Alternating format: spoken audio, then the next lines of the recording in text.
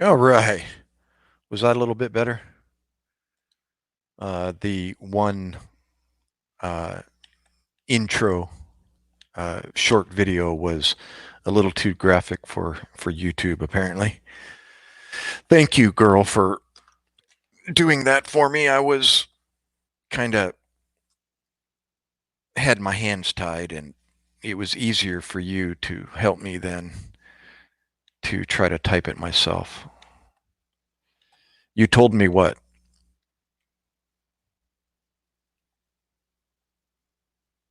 What did you tell me?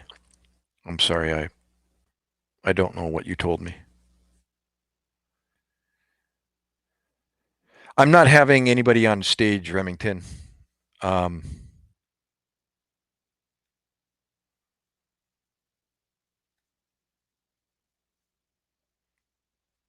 yeah, I'm just going to be solo on my live stream.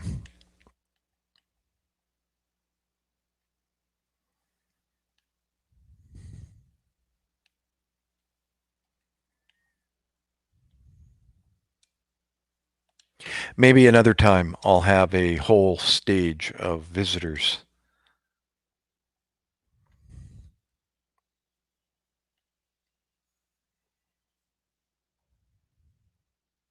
What did you tell me, girl? I'm sorry. I'm trying to recall what you said.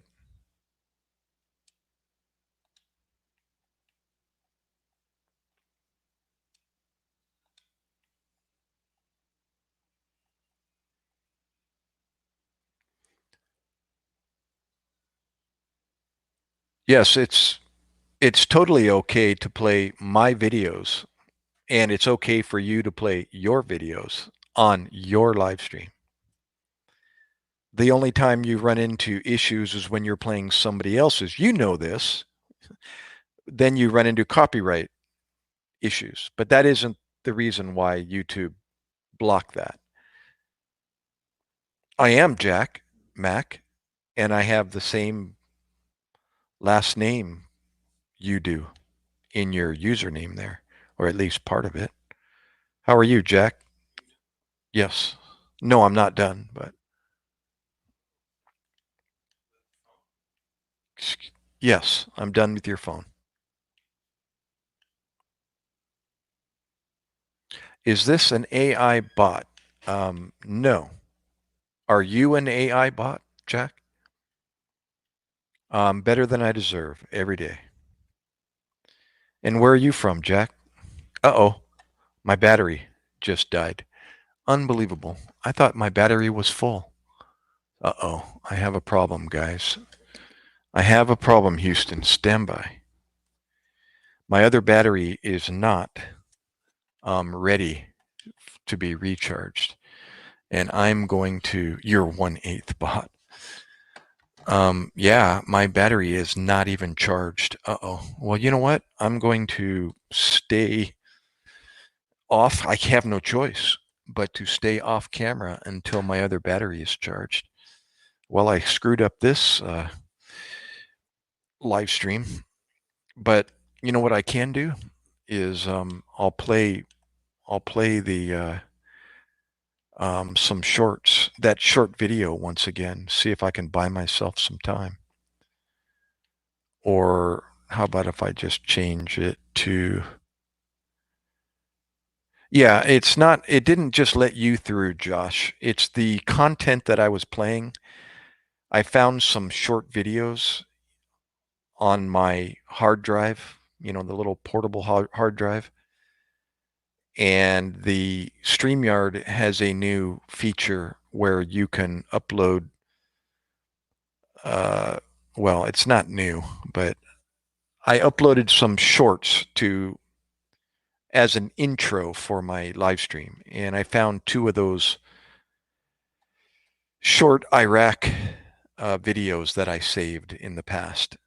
And one of them had the picture of a dried up dead guy out in the desert, some Iraqi elderly man. And because of that, I guess YouTube flagged it. Its AI feature recognized. um, that it was graphic and it blocked um, the video and gave you that and gave my live stream that graphic harmful content notification. So the really only way um, to get by that is to restart it. So that's what I did. Yeah. Um, Jeff, hoorah, where are you? Hey, Jeff, do me a favor, and no, nothing personal. Call me Doc. You know, yeah, I know your Band-Aid, from the, at least from my side, Jeff, when I see the word Band-Aid, it's like, I don't know, it's not really offensive. I guess it is kind of. I know that isn't your intent, but to me, it's like a punch in the stomach. It's like, it's not a very, a Band-Aid is a really small bandage. And that's almost like when you call somebody, if you called somebody with a higher uh, education, medical background, um, which I have compared to a Band-Aid, I guess calling somebody a Band-Aid is like, it's like a demeaning, lesser. Um, you get my point. Title. And every time I see that, when you say the word Band-Aid, I'm like, really? Because paramedics are much more than Band-Aids and are corpsmen. Yeah, yeah. Yeah. Yeah, it's because you don't use the word Band-Aid in England, and so you really don't get the connotation behind it. Anyways, but you kind of get the what's the word I'm looking for? The uh what's the parallel between the word and, yeah, anyhow. Yeah, just call me Doc. Doc is much better.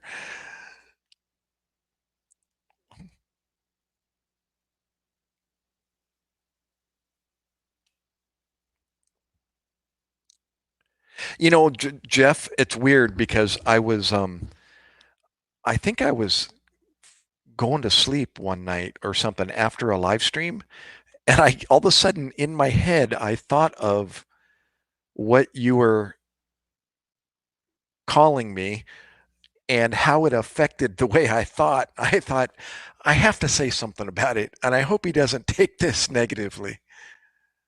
Yeah, that's what you said. You said, I'm surprised I have a signal out here. Where are you? Talia! What's up, Talia?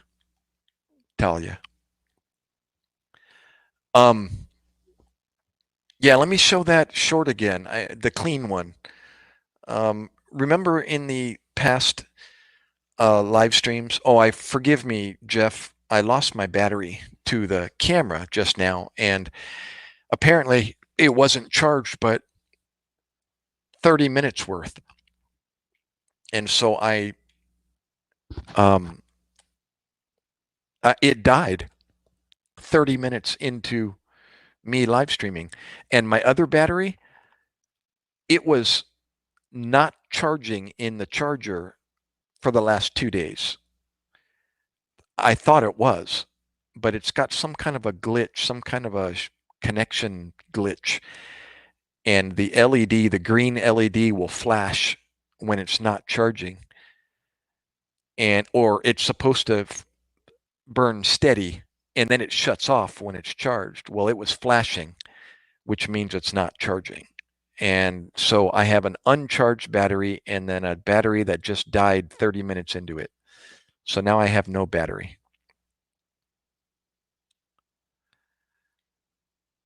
Talia, where are you coming from? Where are you chatting from? Yeah, let me show this since I got to fill in the gap between while I'm charging this battery. I was saying, Josh, remember in the last few live streams, I talked about events such as that IED in the middle of the road that I almost stepped on, and uh, me getting a haircut, and bald, and etc. Well, and I said I have those photos somewhere. Well, some of them are on this short, and if you watch it, I can't pause and narrate on it. So just watch and you'll see some of the photos that pop up in this collage of me when I was.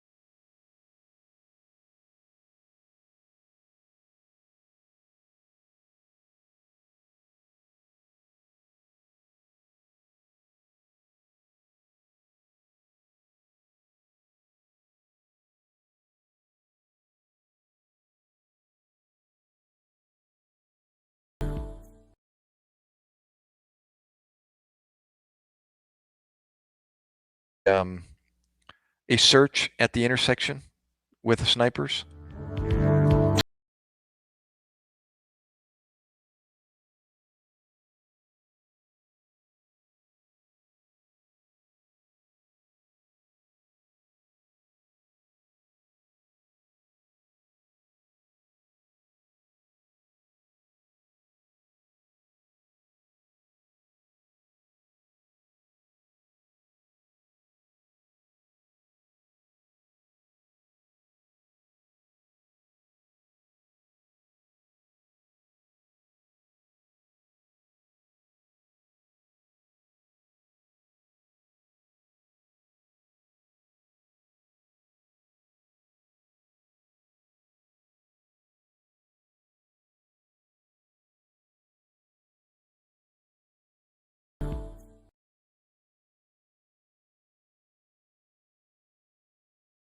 All do it. So we all went and shaved our heads and shaved our mustache off.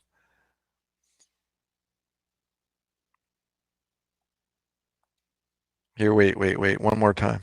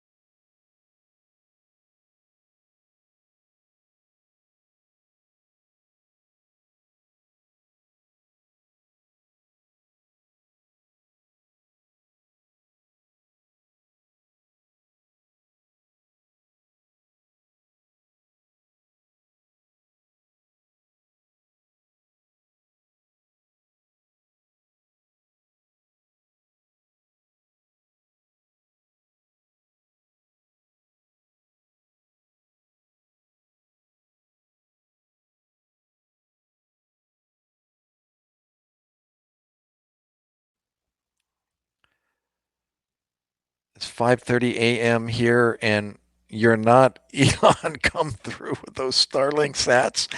Did you hear about his new cell phone by any chance? Did you see that advertisement?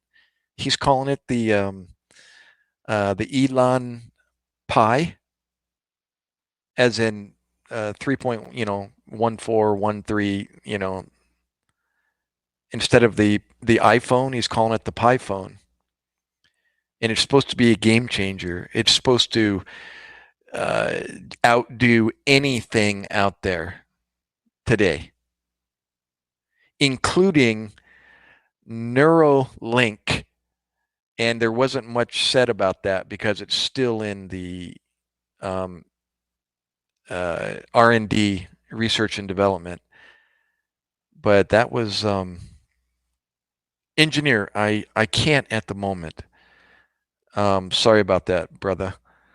I'm on a Xbox and it'll kick me off of the StreamYard live stream if I go over to my channel. It's not like a laptop. I'm so sorry. And I don't have a smartphone in my hand anymore. My son just took it away and went to bed. So, oh, you don't you don't like Tesla cars? Well, I don't like the cars, but his technology is um, pretty impressive. So, speaking of, oh, thank you, engineer. Speaking of um, the latest and greatest, I'm going to change the subject a little bit, but I'm going to be in the market to finally replace my SUV. So I'm looking out there for the small and medium-sized SUVs that are available. Hyundai, GMC, Cadillac, Honda, Toyota, etc. And a Cadillac, the smaller AXT4, X-Ray Tango 4 SUV. They've got a used one here locally down in the city, 10 miles away, 8 miles away. 2020, it's a one of their rentals. What do they call it? You know, that they give you when you um, take your car in for service and they give you a loaner. I'm assuming it's one of the loaner cars. It's got 59,000 miles on it. 2020 model. 2 liter, 2.4 liter turbocharged. 24 miles city, 30 miles highway. In beautiful condition for 1999. 19,999, sorry. Which is going to put a car payment just under $400. And that's what I want. I want something under $400 per month. So we'll see. I'm actually put in a kind of a bid for that and got to go down and take a look at it. Dude, the Toyota 4Runner, I know the 4. We had a 1982 4Runner back in the day, and they were like the latest and greatest at the time. And my wife came home with it, my first wife. And yeah, what a car. Yeah, I know. 4Runners are always. I owned a Toyota um, truck before and went everywhere with it. Put a Weber carburetor on it, put a camper shell on the back, oversized tires. It was quite the ride. Dependable. Yeah, and the GMC, that's the one across the street. The smaller, what is it? The starts with a T. I'm looking at those as well. The Denali is a full size, but um, they purchased a smaller one, the neighbor across the street. So I was kind of wandering over there to see what kind of car it was, and I realized, oh, it's a GMC. So I looked at that as well. What is it called? The Terra or the no GMC something? Forget the name of it. But anyhow, um, then I came across this Cadillac, and I was actually looking for something with a turbocharger. I'm sold on, having turbocharged my own vehicle. I'm familiar with what it does and the plus sides of a turbocharger, other than the power, the gas mileage, etc. And yeah, and good old Ford Rangers, of course, those are the um, an option as well. We had a Chevy Blazer at one point as well. I think my first time I was married. That had some issues though. It's kind of a lemon or something. We ended up returning it. Yeah. Um, sorry guys. Engineer, are you still there?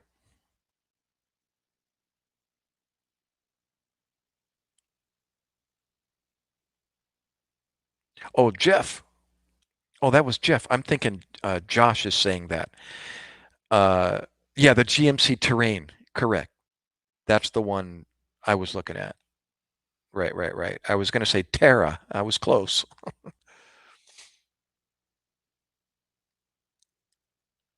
Oh my gosh, the Dodge Dart SRT. Dude, that's becoming an older, that was one of the original. I remember when they first came out. That was when I was starting to turbocharge my Mitsubishi. And the Dodge Dart was like the whoa card, the whoa car for the technology and the turbocharger and the 2 liter. I think the 2.0 liter, it may be smaller, but what is it? Is it smaller than the like that was when the Evolution, the Mitsubishi Evolution was starting to kind of make its not debut, but 2004 was the hot uh, Evo, 2004, 2005. And that was the year that my Mitsubishi was, 2004. But it was an automatic front wheel drive, and I ended up turbocharging it.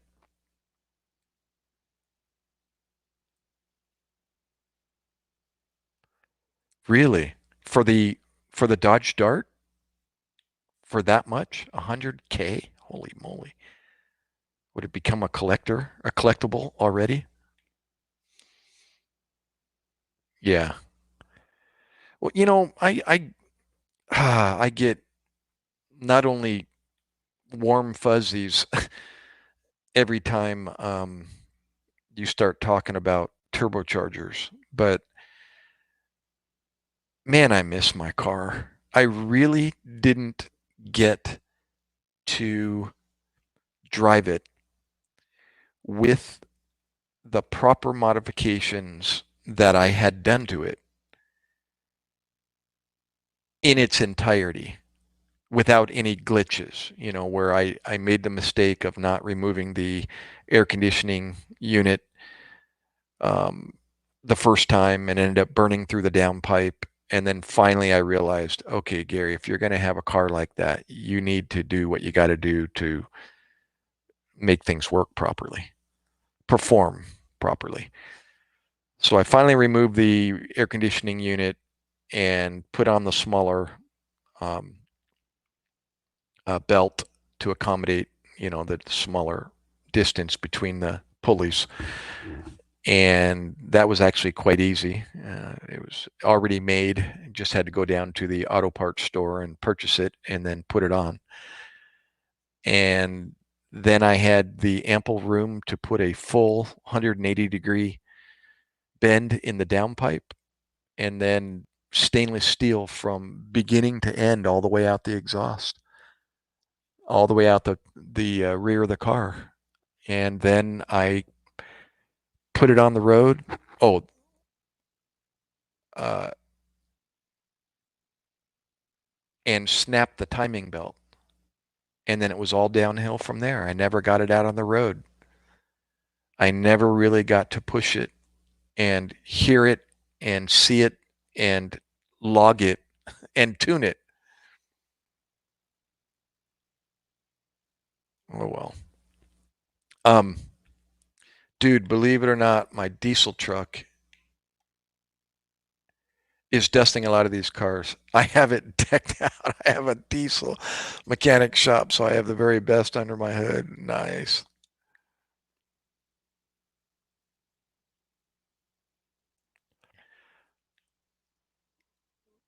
Diesel truck, it's monster. It's a whistling monster.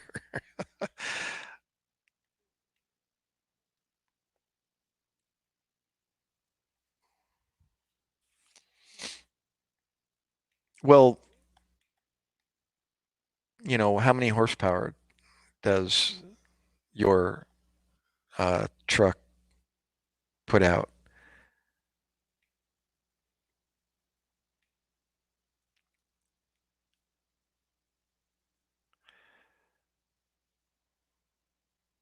Or wheel horsepower, I should say.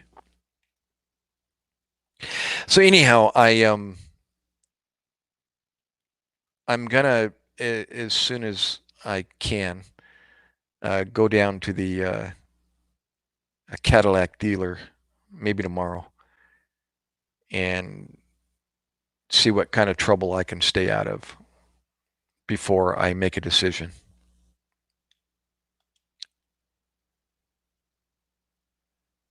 Can you Yanks get your shit together so I can get my team out of here from Israel? All right, brother. Stay safe. Oh my gosh. Well, at 750 horsepower, come on. We're talking little cars that, weigh half the weight of your truck and are putting out half the horsepower that your truck is. That sounds like my brother-in-law. He's got a business. They both have their own business, my daughter and her husband. And everything's on, you probably know the drill since you have a business. They're they never own a vehicle. They're just, I don't know what they're doing. They're leasing them or whatever, and they're constantly rotating their vehicles. I mean, we're talking like every 6 months or so, less. And I just went down there, back in July or June, and he's in a 750 horsepower Corvette that's just a rocket. And before that he had a truck that had 750 horsepower. And my daughter's driving a beautiful, full size SUV with all the bells and whistles. And now she's driving something different. I just talked to her and she's in something different now. Like what in the heck? It's some kind of a business write off where they're able to get into and out of cars at will. I just smoked a 2020 Corvette today. Like, oh my God, dude, are you serious? I said, yep. And I drove up. Oh my gosh. A truck with oversized tires. Kurt, neat. Thank you, dear. Maraming salamat. Hey, Josh, don't forget the thumbs up. I know you already did.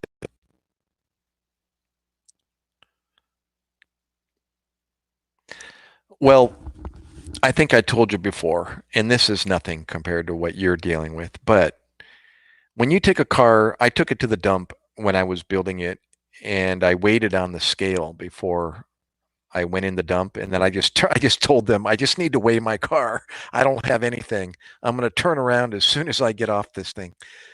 And the guy smiled and said, "Not a problem." So I weighed my car, and it was like 2,000, just under 3,000, 2,600, 2,500, or 2,400. I forget, somewhere around there. And then I uh, I gained 100 wheel horsepower, almost 90, about 90 wheel horsepower from um, stock. It was 145 at the wheels, and then I boosted it to 250. So I'm sorry, that's 105. So, you take a car that little, and that light, and you put, that much gain on a stock engine with no internal upgrades, everything stock, and not break it. You can only gain it so much, before you break the engine. And that was the max. The safe max was 240. wheel horsepower. Um, 250 was turns out was okay also. And then one guy pushed it till it broke on purpose because he was going to drop a new motor anyway. So he wanted to see, okay, let's see how much this can handle. And he boosted it to 300 horsepower to the stock engine, and it broke the rods. So, that just gives you, a little parallel there with what I was dealing with and what you're dealing with. But those little cars, are quick off the line, but then, that's all they can only get to a certain point after that. And that's when the faster cars, outrun them, or the bigger cars, the bigger horsepower.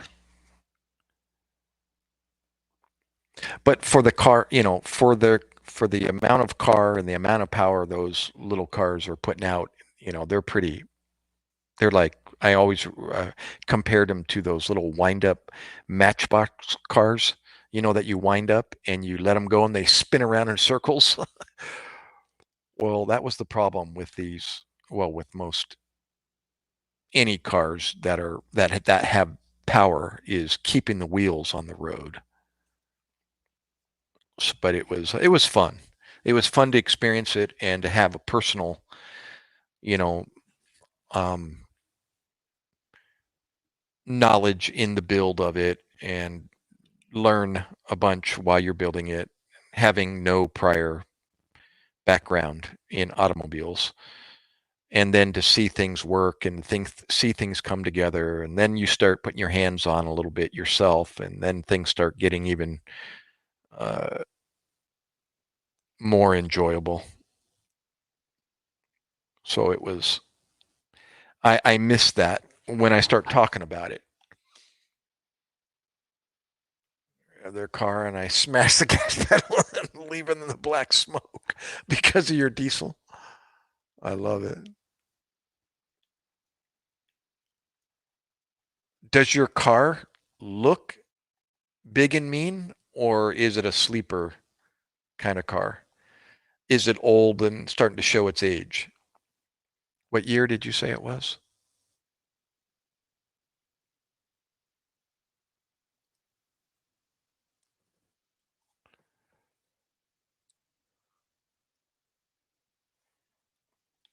Oh, this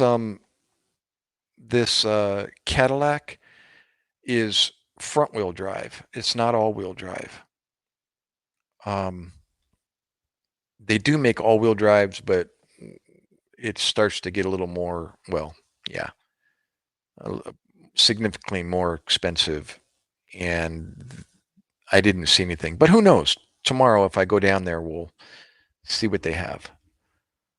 But the cheapest one on the lot, at least per the website, was 19,999, and it was a 2020 with 56,000 miles on it. Big tires, an army green. It's sweet. 2021. Oh, okay. So it's not that old. Gotcha, gotcha. That's so cool. Is it? Do they make turbo diesels? Yeah, they do, don't they? Is yours turbocharged or no? It's just naturally aspirated. Well, no, wait, it's diesel. I don't know anything about diesels.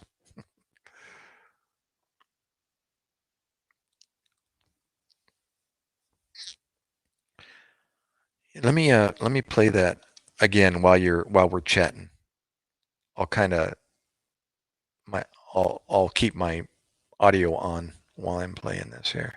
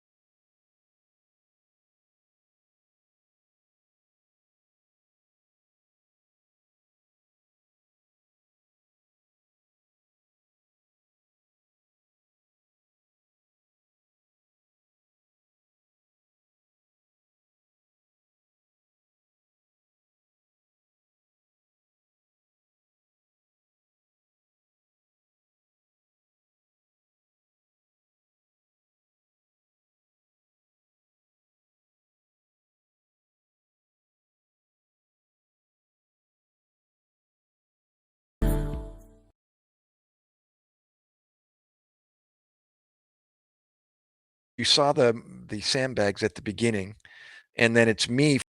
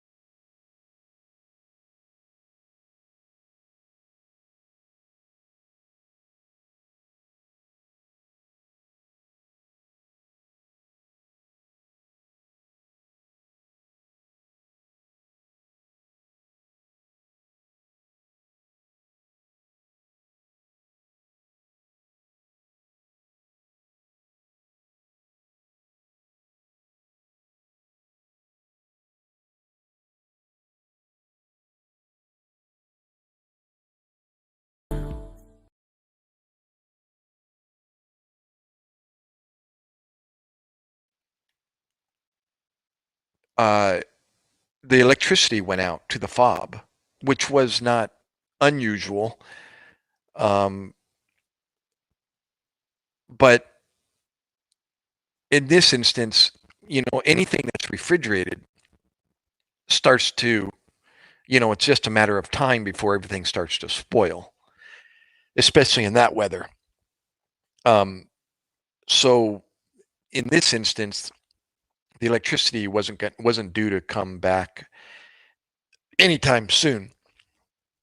So they had to start pulling food out of the refrigerator.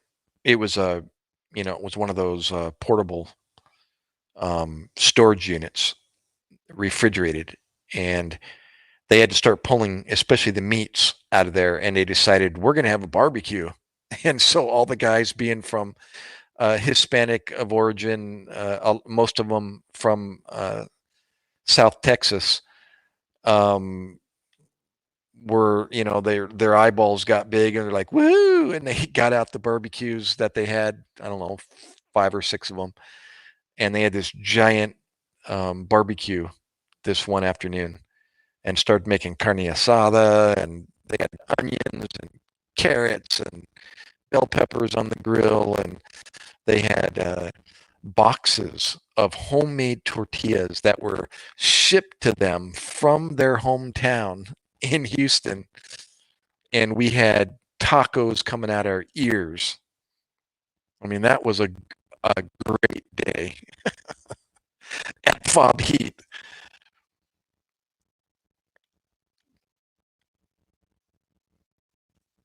It was a party.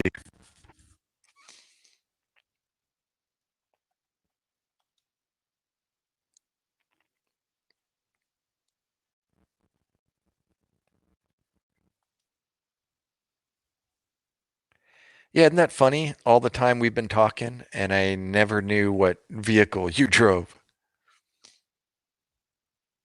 Awesome. Come in, everyone. Whoever's not chatting, grab a seat. I'm waiting for this battery to finish. Oh, look at that! The light's off. Woohoo! I got a battery now. Let's see if the other one's going to charge now that I got that one out. Is it going to flash? No. Okay, good. That one's charging, and I got a new battery. All right, let's come back. Let's come back live. There we go. Let's see here. Start the cam. It's on, and whoa, I'm back. Is it in focus? Sorta, almost. Not really, is it? Not quite. No, we still got kind of some fuzzies here. Let's see if I can focus on my hand. Maybe that's a little better. Was that better? A little bit? I can zoom in, but now when I zoom in, it's going to take me out of focus again. Yeah, I know it's blurry. If I had a phone, this would be so much easier. Okay, there we go. A little bit better. And now I got to focus one more time here.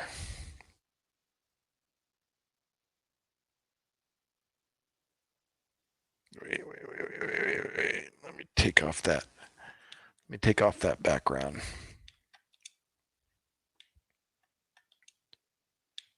La la la la la. Okay.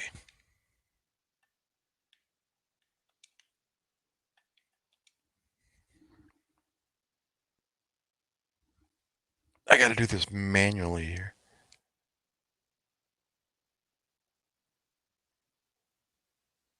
Why is that?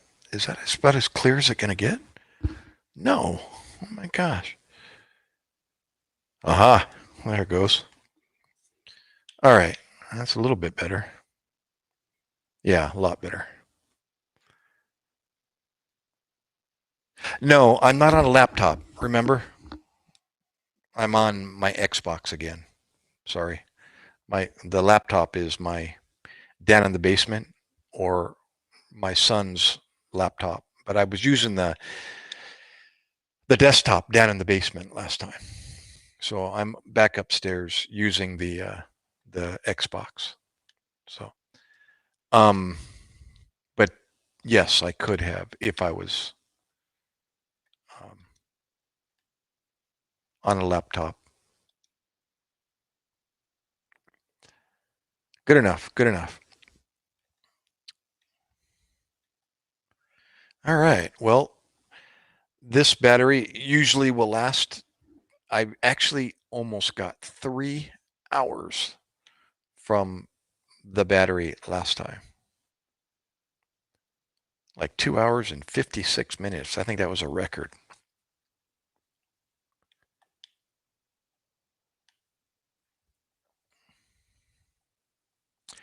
Uh, yeah. What was the other? Oh, that other video. Um, that was flagged. For the graphic stuff in it.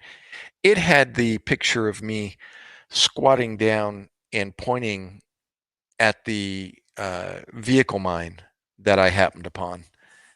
And that unfortunately was part of the graphic video and that got flagged. So,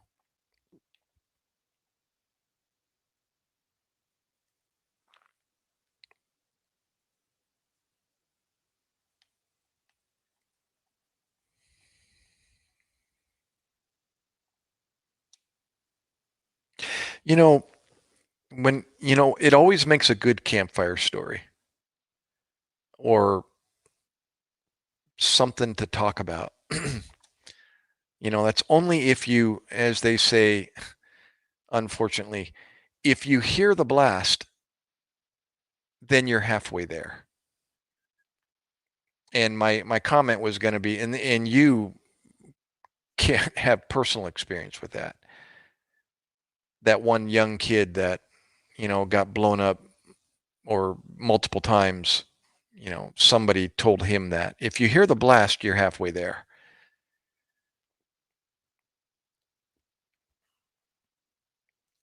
Whereas I thought about,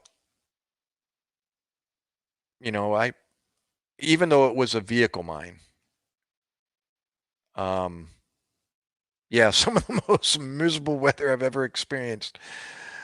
Oh my gosh. Although, you know what? Iraq was, well, it depends on how bad it got for you.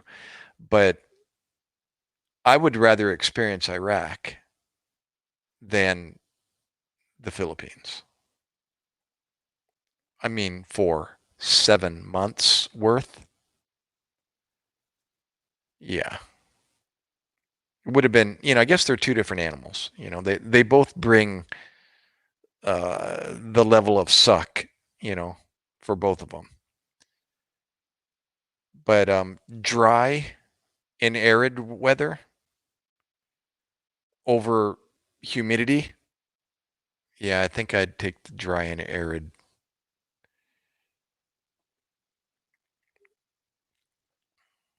But absolutely, yeah, it sucks no matter. Suck is suck.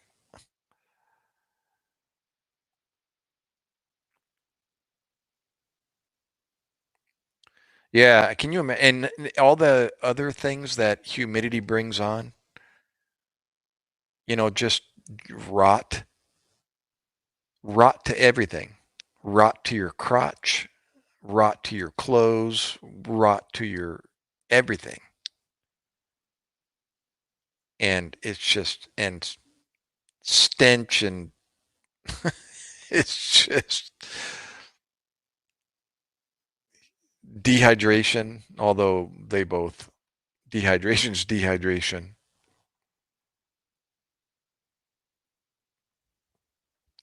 So again, Josh, I think I asked you before, where was your base? Like, where did you, tell me about your first deployment into Iraq. Where did you go? Yeah, sand in places it shouldn't be after hitting the deck. I know. You don't even know how it got there. Yeah, tell me about like the first time you deployed. Where did you go? Where did you arrive? And what was the, you know what? You need to come up here. Instead of typing away, your fingers are going to get tired. Let me hear your voice and just tell me about your, your, answer my questions with your voice instead of, you can just stay on audio, and not broadcast uh, your picture.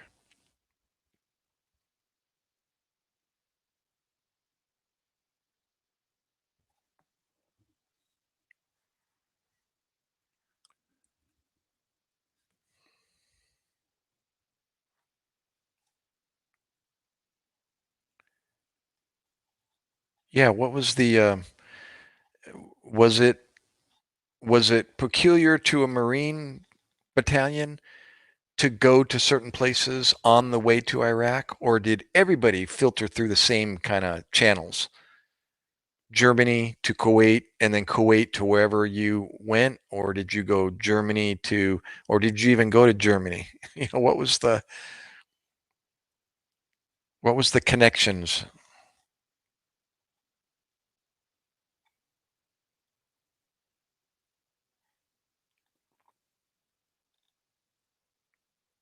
Marty, what's up, brother? Welcome back, young man. Where are you at? Has anything changed? Are any of the connections back uh, open back into the States?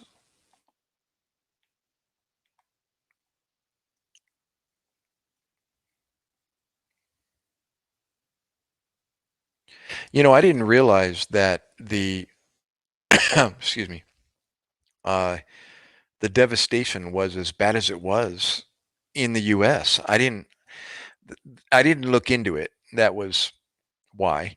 But I just know that it was category 4. It reached category, no, it never did get category 5. Category 4 before it hit the coast.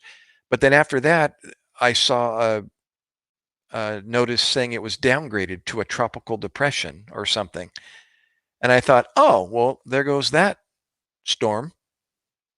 Thank God for the communities that it's gonna go through. And then all of a sudden, I started seeing the YouTube videos of the dam breaches or almost near Brandy dam breaches and flooding and devastation and the worst they've ever experienced in history. And I went, huh? What?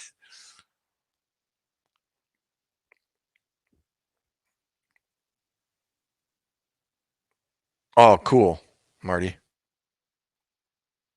Okay, my first deployment was in Kabul. Oh, okay. So you were all Afghanistan, no Iraq? I think maybe you told me that. You arrived in 2006 or 2008 or somewhere around there? 9?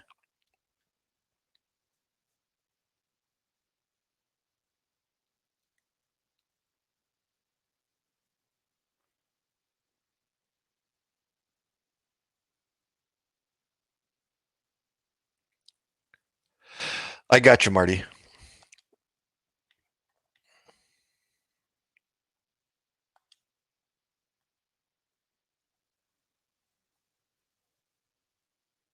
Oh, okay. Yeah, 2009 to 12. Gotcha, gotcha, gotcha. I was, uh, I never really did, I disconnected myself from Iraq as soon as I could, I guess. And so I never heard, anything further, where it was that my unit um, ended up after Iraq after 2005. But I did see news in 2006 that some of the Marine battalions were deployed to Afghanistan. And I realized, well, that's when I probably would have deployed. I got home April 2005. Son was born in May. And then if it would have held to, I would have been stateside until the same time frame, or who knows? God, who knows? Because that was the same time that we got ready to go to Iraq, was April or March of 2004, a year before. So I wonder if I would have gotten home for a month or thereabouts and then got notice that I was being deployed. And I could have, because I was still in this, I was still in my contract until 2007, June of 2007, a year later. But I didn't, never got any word.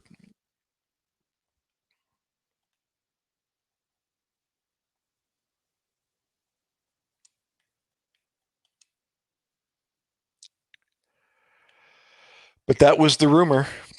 Yep. And it looks like the rumor was correct. Afghanistan was starting to become active in 2006 and things started shifting.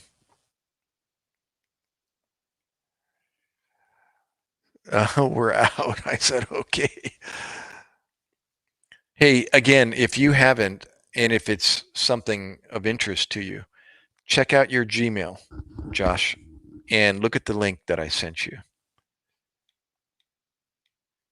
Pretty cool footage, actual footage of an Army unit that was um,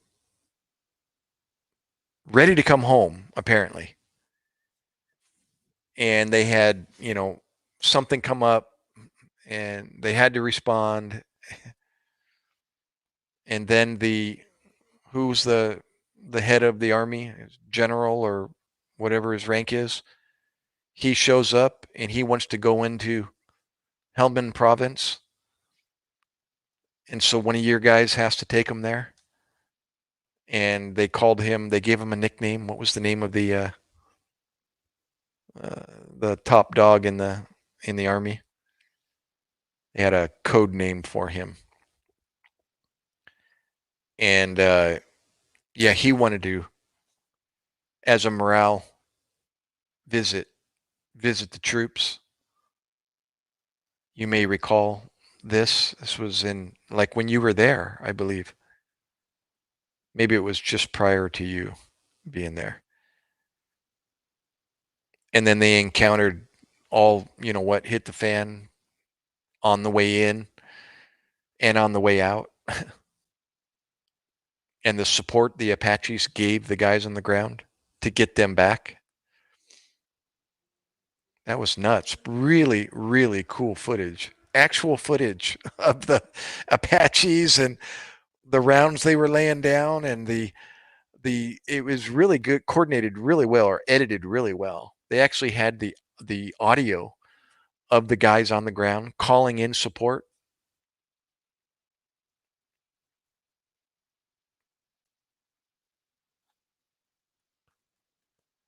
Oh, I know. I know.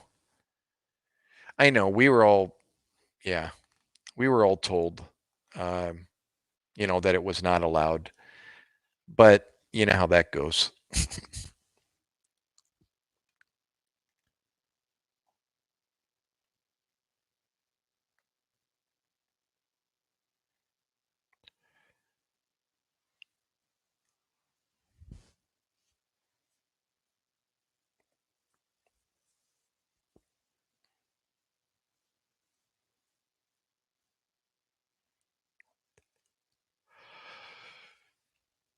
Oh my goodness. I need some more to drink. Um, I've been eating grapes all day. My wife found these incredible, crispy, explode in your mouth, um, red grapes, and I can't stop eating them.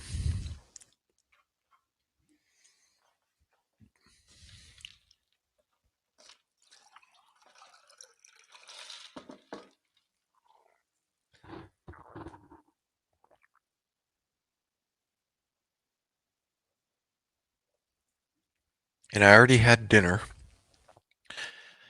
She made OMG, one of my absolute favorites. By the way, girl in the mirror, if you're listening, um, she made afritada. I'll tell you what afritada is in a minute, Josh. And we were talking recently about adding coconut milk to the afritada, which she's done before. And I went crazy the last time she did that and said, "This is incredible. Do this again, do this again." And she apparently remembers me saying the exact opposite, that I didn't like it. And so, and that was detrimental because that's why I haven't seen it or see her do that in a long time. Apparently, she thought I didn't like it. Well, I mentioned it again. Uh, Something recalled sparked my memory. I saw something on somewhere and I mentioned it and she said, "I thought, you don't like that. Or you said you didn't like that." And I was like, "No, when did I say that? Why would I say that?" And so anyways, she went to the market the last time she went shopping and bought the contents.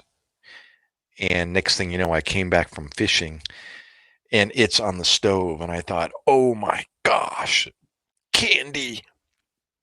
That's what I compare it to. I mean, it is so good. It's gourmet, is what I call it. It's just, I can't stop eating it. It's dangerous. And basically, it's just a vegetable stew.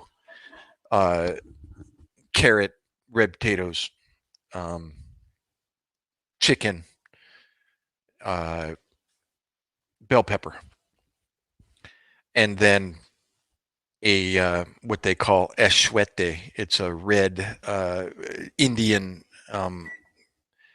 Uh, it's more for color than anything.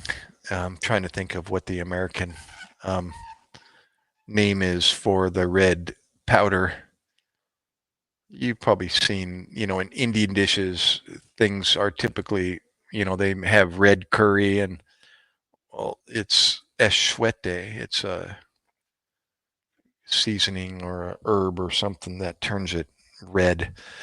And they use that and water and just some thickening, I think, to kind of make it like a chicken vegetable. Kurt need um, super savory, um, kind of a thick sauce, gravy. and then over steamed rice. Oh my gosh. Um, well, add coconut milk to that, and it's like, speaking of gravy, oh my gosh. And then add a little bit of chili, a couple chilies cut open, or you can just put your own seasoning or chili powder afterwards and make it spicy. Now, she doesn't like spicy, so she makes it, normal. And then I make it spicy afterwards. And so I had a second helping and third helping of that to the first night that she made it. And then I had a leftover portion tonight. And there's still more in there. So that's always something to look forward to. What was that? I actually was getting the video recording ready to jump from the sky at night, and they stopped me and took it. No way. You know what it was they saw you. That's what happened. They caught you. I remember getting briefed in Camp Lejeune, all the do's and don'ts and the IED classes they gave us, and, the typical before you leave. And one of the emphasis was, no video devices, absolutely no.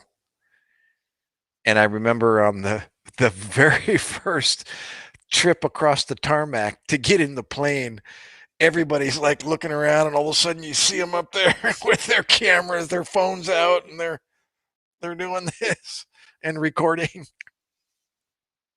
Media, ¿cómo está? Media Blitz. Now, see, I don't even have to ask if he's Filipino unless he's American with and knows the expression po after his statement. Media, where are you? Are you in the Philippines or OFW? Are you lalaki or babae? Are you a man or a woman?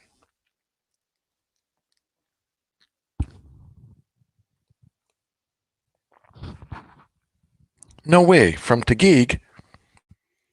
Do you know Cypress condominiums?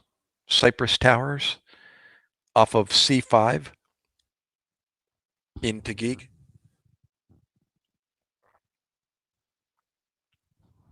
There's a Petron station in front, and there's I think there's a Jollibee. I don't think it's not a Jollibee. It's some other fast food, and next to it is Red Ribbon, or I think it's Red Ribbon.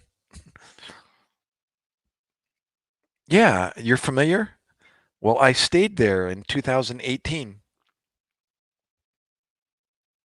Yeah, we rented an Airbnb on the seventh floor or the sixth floor, something. It's like how many levels? 20 or 15 or something. 15 stories high, something like that. Let's see. If they gave you an opportunity to jump in the sky at night, would you do it first time? One time? I don't know, Josh. I've had the opportunity before and I've turned it down. I I don't know. It's like, I guess it's like a phobia. Believe it or not, I was in rock climbing for 30 plus years, and I've always been, afraid of falling. But rock climbing just gave me, you know, it's like it's like anything that is critical. if you get training in it, then you get more comfortable, and you're able to protect yourself and feel safer about yourself. It's like riding a motorcycle without a helmet, and then you put a helmet on, and it's a game changer. You just feel more safe, and you can start to, you know, you can learn more confidently, when you feel safer. And the same was with rock climbing. I just started getting a healthy fear of heights. I knew how to protect myself. I knew how to, move without being so afraid. Well, skydiving and bungee jumping and things like that kind of just freaks me out. I have this mental block about dying that I'm not going to be able to do anything about it if something goes wrong. In rock climbing, it's quite the opposite. There's so much you do that in preparation for bad things happening. And when bad things do happen, it's redundant. There's a lot of redundancies, that has to fail in order for you to die. And skydiving just seems so fine line. And I have that thought in my head. It's crazy jumping from the sky at night and watching all the Taliban torches moving up the mountains at night and hoping they don't hear you hot or you don't accidentally land on top of them. Gosh. Oh, hear you hit. I see. Hear you hit. Yeah, yeah.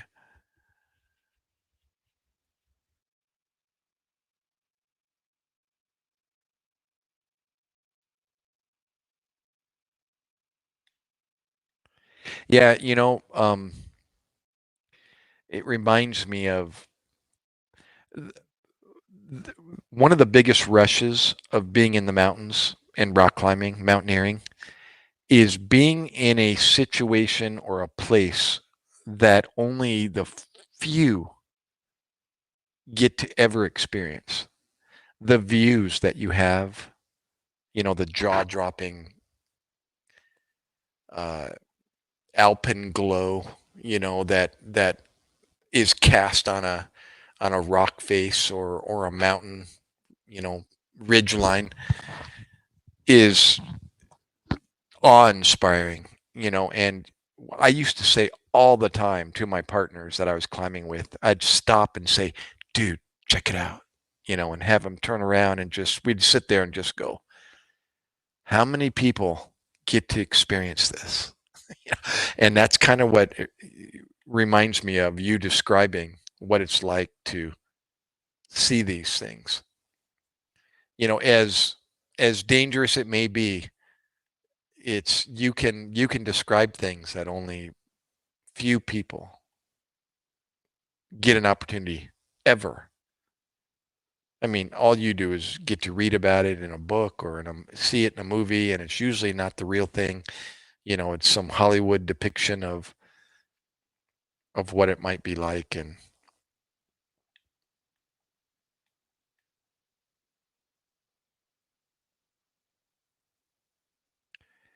media, are you still here? And are you in Taguig now, or are you at home?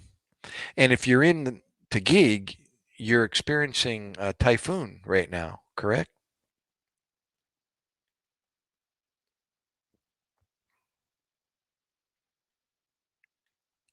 There's a babae in here in the room, girl in the mirror. She's in Rizal, not too far from you.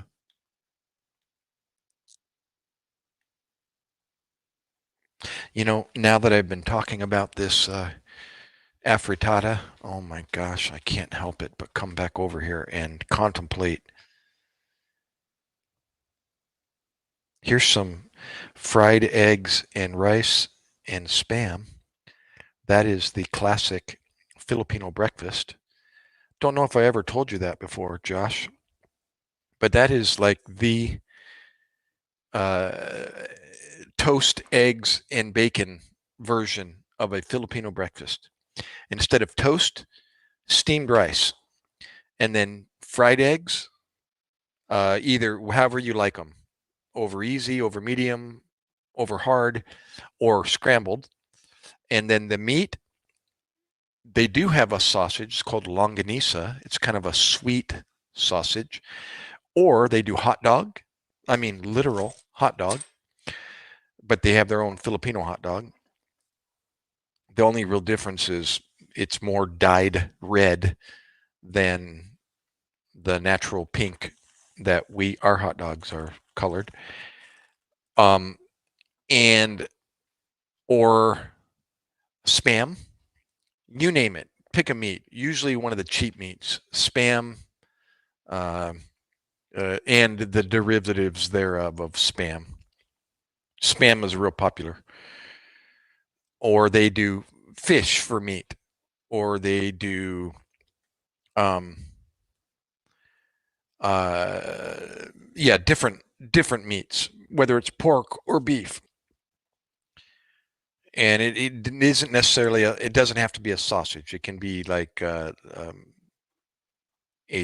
cut slices of beef or pork.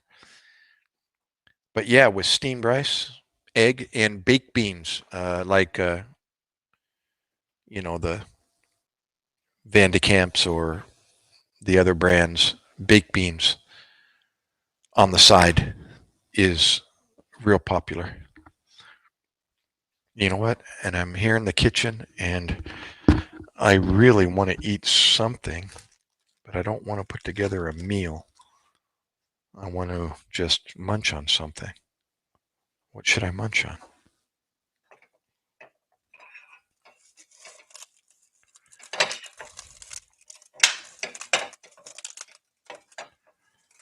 What am I doing here? This is, you know what? I'm going to heat up this breakfast here and just pick away at it.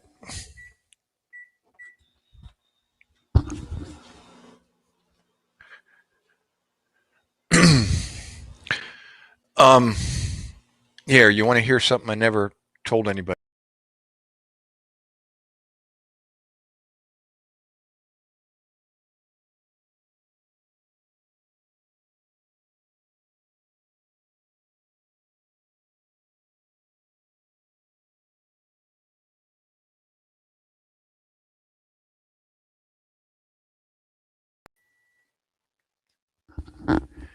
And what did I do?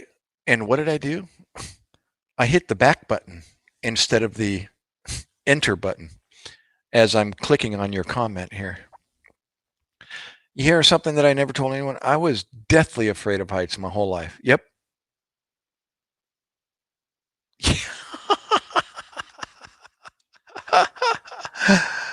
Yeah, yeah. Do I have audio now? Wait. Test. Yeah, I have audio. Okay. Um, yeah, and that's something. I'm telling you about my fear of heights, and then you tell somebody. I mean, you tell me the same thing about yourself. Well, you know what? Well, that's not unusual for someone to be afraid of heights. That's actually normal. Um, but uh, yeah, people that aren't afraid of heights are either lying, number one, or and doing the macho, playing the macho um, card, or they have something wrong or different about their anatomy.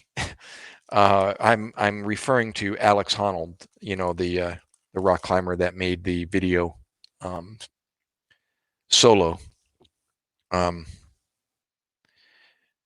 free solo. Sorry, uh, and won, the awards that it did.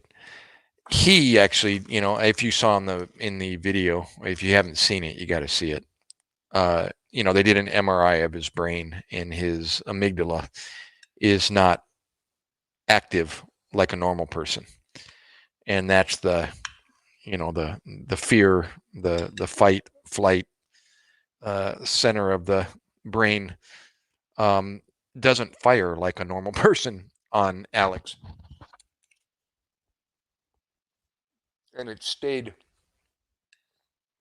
inactive per se with the stimuli that they were feeding his brain. So he's the exception. So when he's up on a route, he's able to channel that fear, which is typically what holds you back in climbing. You're afraid, and your body stiffens up, and it doesn't move and flow and relax.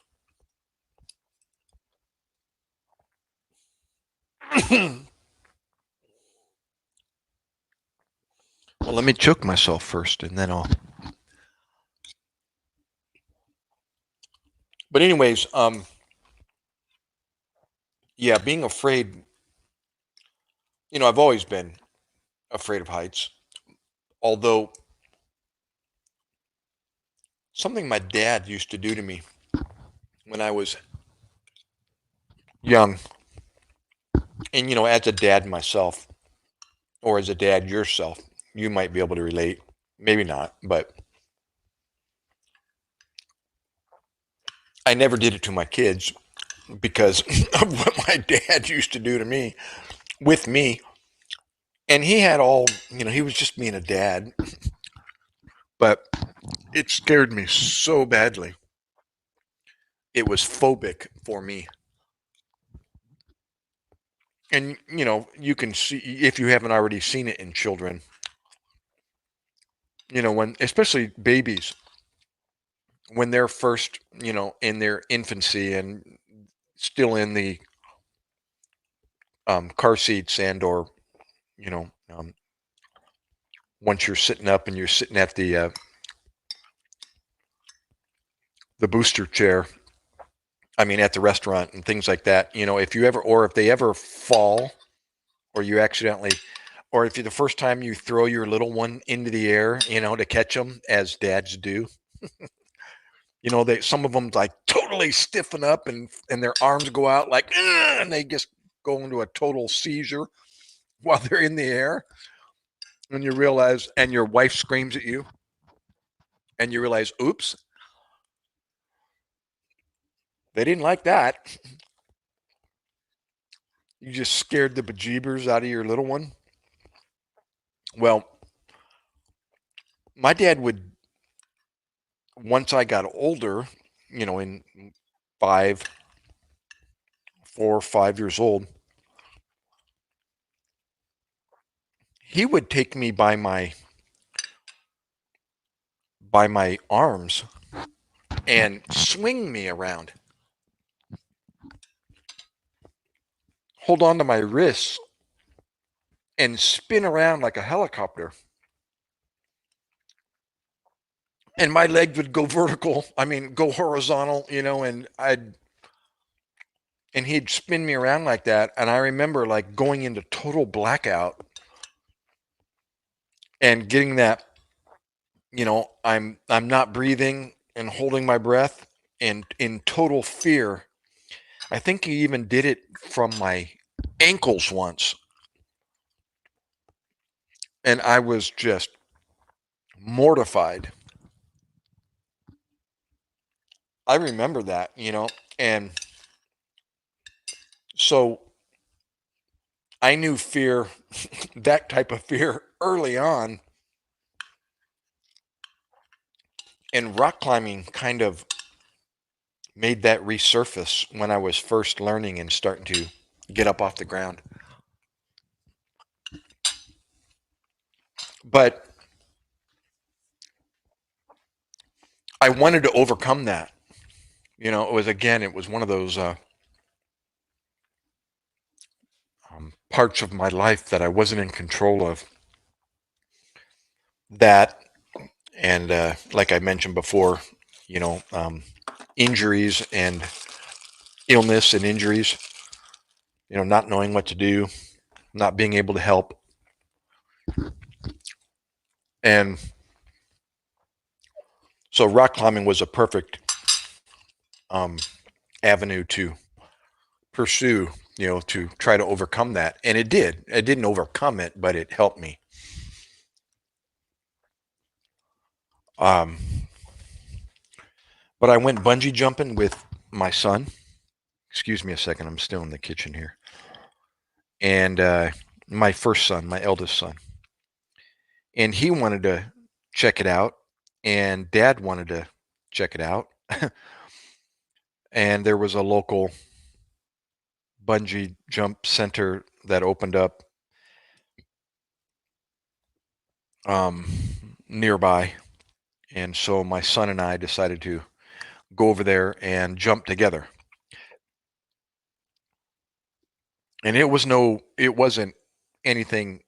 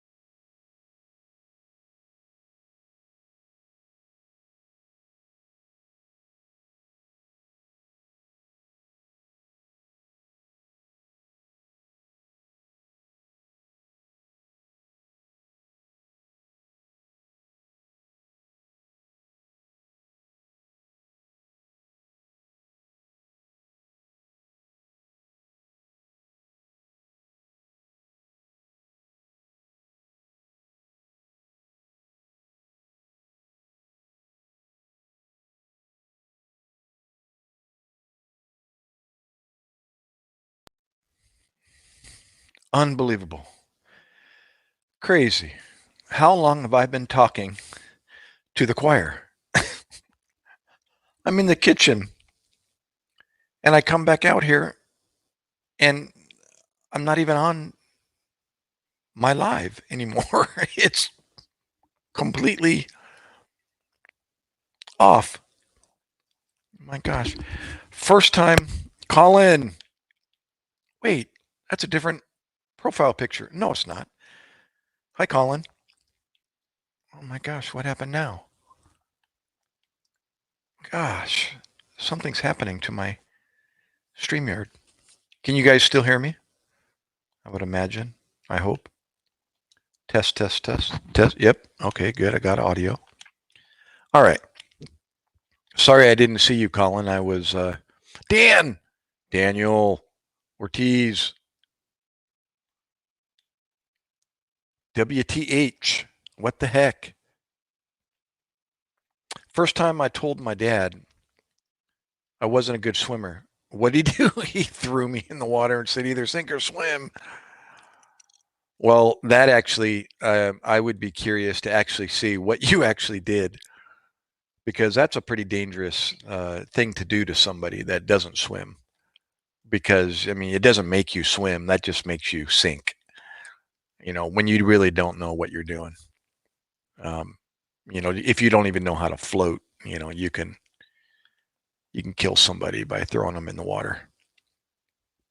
My eldest son actually is a testimony of that happening to somebody that doesn't swim.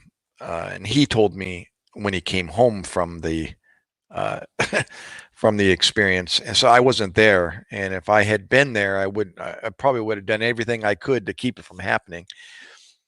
But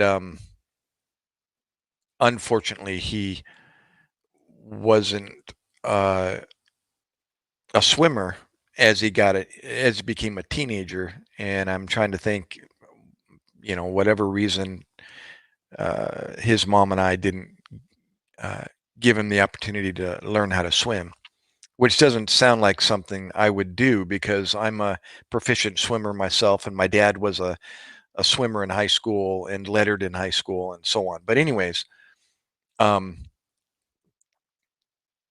Yeah, maybe that's what happened. Um,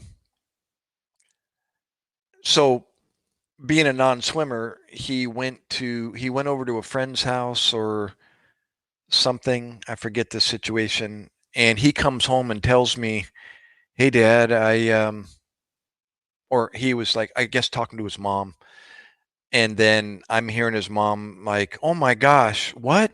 And I could tell by her, the raise in her voice, or the volume of her voice, that something had happened. And so that got my attention, and I turned and I said, "What's happening? What's going on?" And he started telling me the story, and he told me about he went to the uh, he went to a pool, a public pool, with some friends, and he was in a group of peers, and so that was weighing heavy on, that he couldn't swim, but he didn't say anything about it, or he figured he could well enough, you know. As a teen, you make excuses to go along with the crowd, and so as they were walking along the edge of the pool, he as they were walking to wherever they were going from point A to point B, he decided in his own mind, I'm going to jump off the edge right now into the pool to just convince myself that I know what I'm doing. And he jumped off. And next thing you know, he had a lifeguard in, grabbing him by the hair and lifting him up out of the water and helping him to the side of the pool. And he was okay, but realized, uh-uh, he about killed himself just throwing himself in the pool. But anyways, yeah. And I know as well, that um yeah, how detrimental that is for, somebody that can't swim. My wife actually is a non-swimmer, and you she puts a life vest on whenever she goes anywhere near the water. I mean, even if she doesn't want to, I make her because I know. And she does fine. If you put a snorkel and a mask on her and a vest, kick around anywhere she wants to go. She didn't have to have a snorkel and a mask, but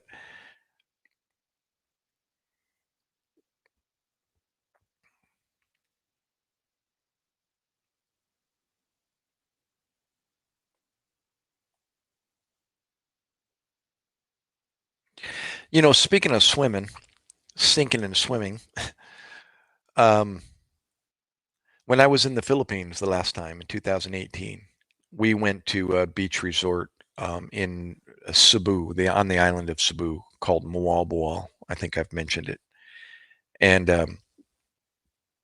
it was my elderly friend Lincoln, and he's 80 years old at the time. Yeah, snorkel and vest and fins and a mask. Yeah, you stay in the water all day, and look at all the underwater sights, um, with all that, and you don't have to worry about breathing. Matter of fact, my ex-wife, she was a non-swimmer, but if you put a mask and a snorkel on her, she could sit there and dog paddle and be totally comfortable. It was amazing. She couldn't swim for the life of her. I mean, one of the dangerous, like, this is a rescue situation when she goes in the water, and as soon as she couldn't touch her feet, she'd freak out and be in an emergency situation. But if you put a mask and a snorkel on her, she could sit there and float with her face underwater, with the snorkel above the water, and just dog paddle and kick wherever she wanted to go. And I would sit there and release her, and she would just go anywhere she wanted around in the pool. And occasionally she would raise her head up to see where the side of the pool was so she could head and beeline in that direction. But she could breathe the whole time. and she would be totally comfortable. And I just went, there you go, snorkel and a mask for her. She's fine. Yeah. Not bad. I'm talking about. Um, oh, what was I saying was uh, before that? What was I saying about a snorkel and a vest?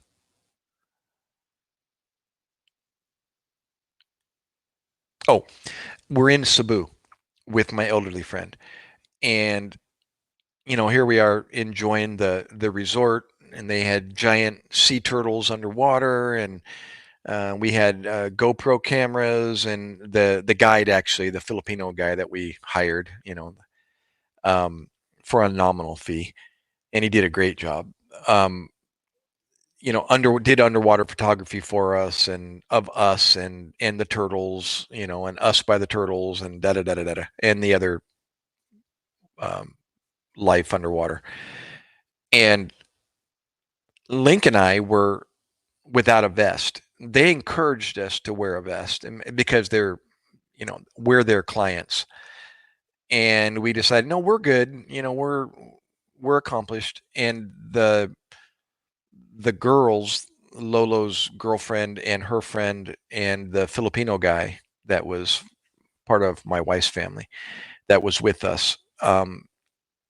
They basically were they were swimmers, but not very proficient. So, they wore vests. So we decided to, or at least I decided to help the guide out in uh, chaperoning or supervising, the rest of them.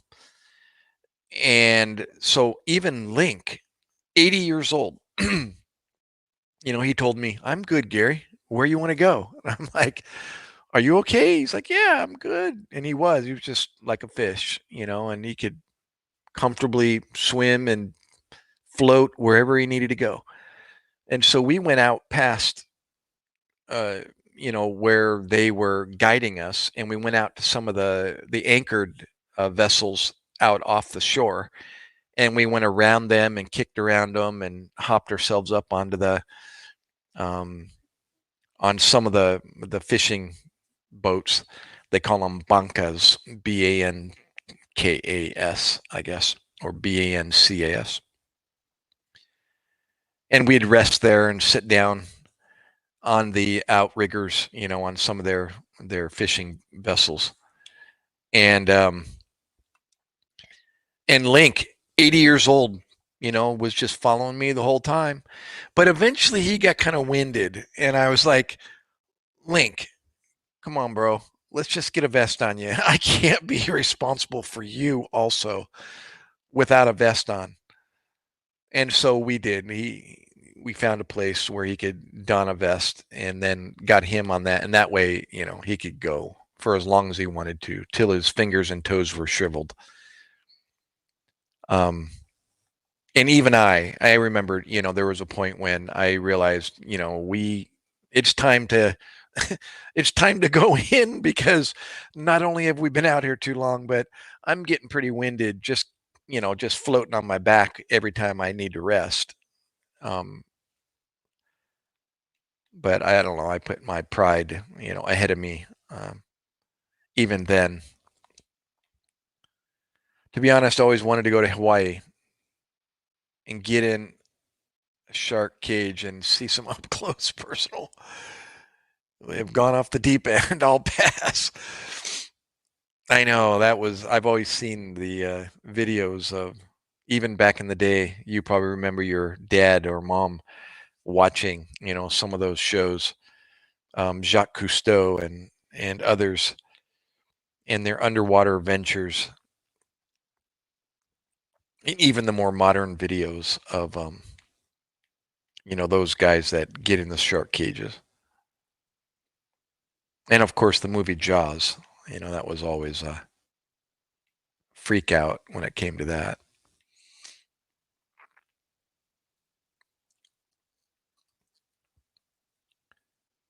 Shark Week. Oh yeah, I remember that.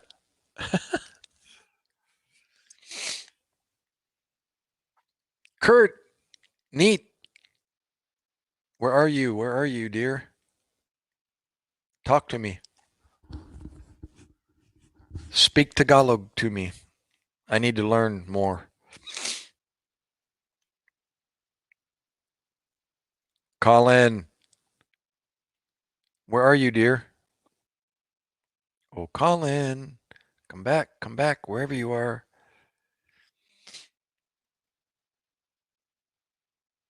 Daniel, where'd you go?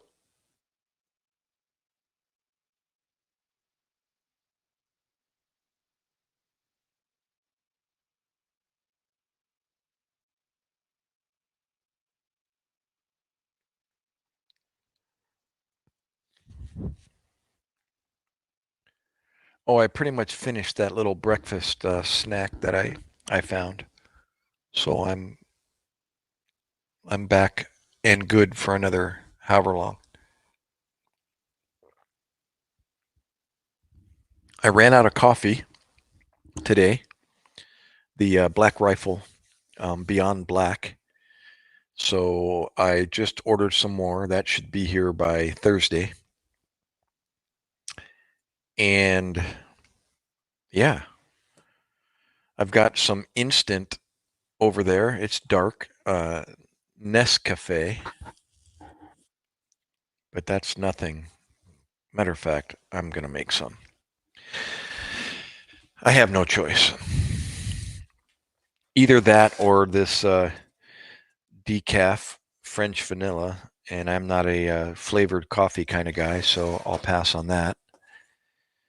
Um, I'll do instant coffee over flavored coffee. And this Nescafe is like a Filipino, um, a lot of American products, especially old school products, uh, made their debut over there way back, and they've always been ever since. And I think it came from like the World War II era when we started, when we were present over there and helping them, during the MacArthur days. And because of that, a lot of American products, especially um, subsistence type um, products, the necessities, the eggs, the lard, the um, what else? I'm going to say milk, but milk isn't big over there because they don't have any refrigeration, or they have it, but it's not prevalent like it is over here. And uh, American products like C&H sugar, uh, Dole pineapple, the Dole products. They got Dole plants over there. Um, what else? Um, Colgate toothpaste, hygiene products. They actually call toothpaste. They have a generic name for toothpaste over there, and it's Colgate. So it's like, I need some Colgate. And then the next question is, what kind? But over here, it's the kind is Colgate. The brand is Colgate. But it could be just a generic term for toothpaste is Colgate. And to this day, if you ask them, you know, what's Colgate? It's toothpaste. What else? We had a gazillion brands over here. Colgate. Um, and there's other examples, and I can't think of them. But a lot of American influence over in the Philippines. Um, you remember the gum chiclets? The little individually packed. You actually found them in MREs. The chiclet gum. Well, that is worldwide. You can find chiclet in Kathmandu, Nepal. You can find chiclets in the Philippines. You can find chiclet in Thailand. You can find chiclet in America. You can probably find it in Russia. Don't quote me on that, but that's, it's everywhere. Chiclet. And they call it that also. You can find English breakfasts, egg, sausage, toast, and um, Gyra jazz music playing, served and playing in the cafes in Kathmandu, Nepal. How do I know that? Because I was there and I ate breakfast and I listened to Gyra while I was eating breakfast. Amazing how America has found its way into the rural parts of the world. 7-Eleven, you find those all over the world. Philippines, Japan, America. Although their 7-Elevens are above and beyond our 7-Elevens. They've turned them into some pretty incredible stops, convenience stores, and you can find some incredible and bizarre things in the Southeast Asian 7-Elevens. But super cool stuff. Eats. You can find Shopaos at 7-Eleven in the Philippines. Let's see here. Oh yeah, your Portland trip. Awesome. Yeah, fill me in. What's the latest on Portland? I'm going Thursday to Portland to see the house. Now, tell me, how did you find it? Did your wife do some research? Was her family back there? What was that? How did that, or what did that entail? Did you get some help? Did you just look on your own, or what? That sounds really cool. 5 bedroom, 3 bath, 2 garage, and a pool for 275. Yep. See, I don't know. I have no clue with real estate, in different parts of the United States anymore, except for here. And I actually didn't realize where it was, where my property, was in value today until just pretty recently. I happened to look and went, huh. I told my wife, you want to make some money? But the answer was, yeah, but where are we going to live where we're going to be able to benefit from that gain, when everything else has gone up in price as well? Well, there's still obviously places like Portland, Oregon that has homes still under $300,000. And send us the pictures. Yeah. That's what I was thinking. Thank God for family, and they can start helping with the footwork, or they have ideas or visions already of.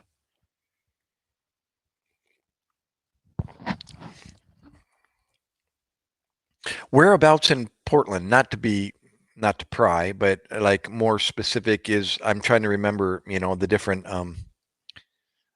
areas around Portland, and that might ring a bell. Oh yeah, I remember that place. I remember responding there or traveling through there to get to a such and such hospital.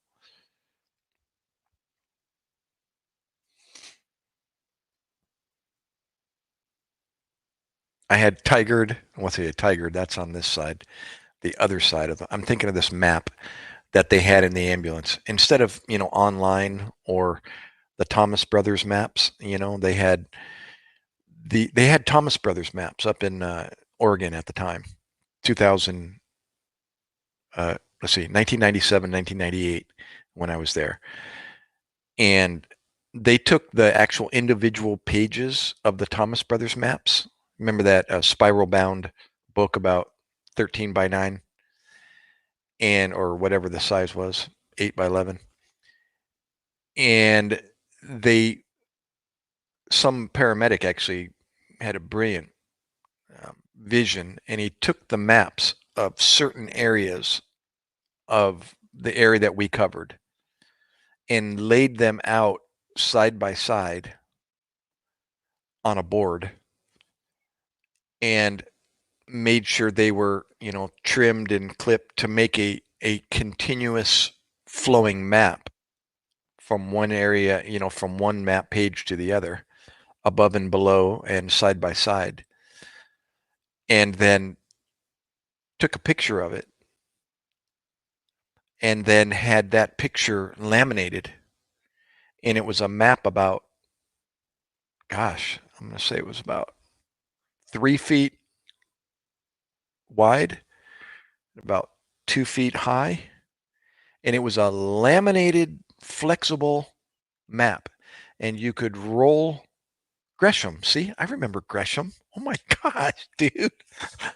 You're bringing back memories for me. That's the reason why I wanted you to share, is because I remember those names. I had to remember Gresham and the main arteries going through Gresham.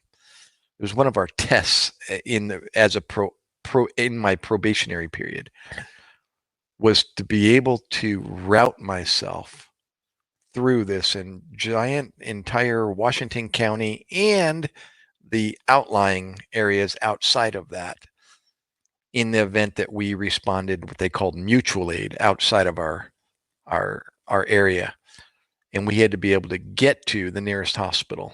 It was kind of critical to be able to do that, where now they got smartphones and GPS where all you got to do is just punch it in and it'll take you there, and if you get lost, it'll reroute you there. But we had to commit it to memory, and they tested us on it. It was quite the stressful probation period of my probation that I had to go through. And the instructor, oh, you were born in Gresham. Oh my gosh.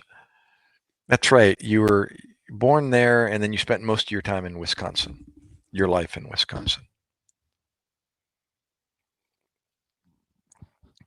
Well, name the other areas for me, just for my own recollection, so I can say, I can react like I just did.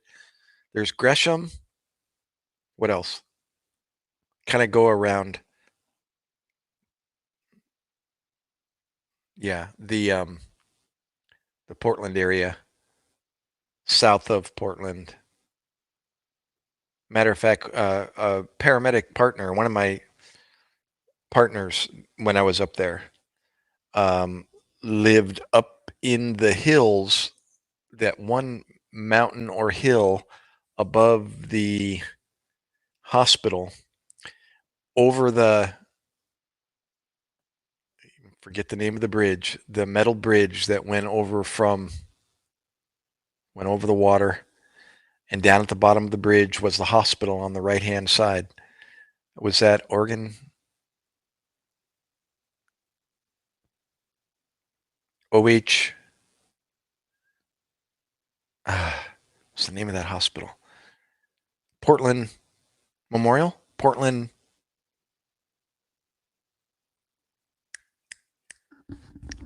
The bridge that froze over during the winter. Oh, Beaverton. That's on the other side, though. That's on the other side of the river. That's in Washington County. That's where I worked. We covered all those areas: Beaverton, Hillsborough, Lake Oswego. Oh, Vancouver. I lived in Hillsborough, and I lived in not Forest Grove, but the one before Forest Grove. Starts with an R. Kind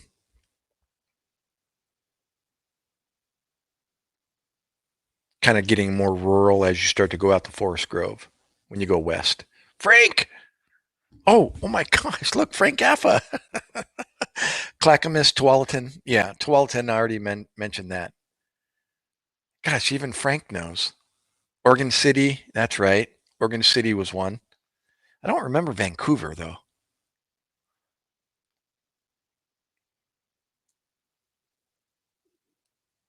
What was on the east side of Portland? You know, on the other side of Portland, and then going south of Portland. I always say it's always on the other side because we had isn't didn't the what was the river there? Was that the Willamette? The Willamette, damn it. I remember when I first got there, you know, I didn't know how to pronounce that. I called the Willamette. And someone corrected me. I was like, oh, okay, the Willamette. And so I remembered it sounds like damn it. So it's Willamette, damn it. That's how I remembered how to say it.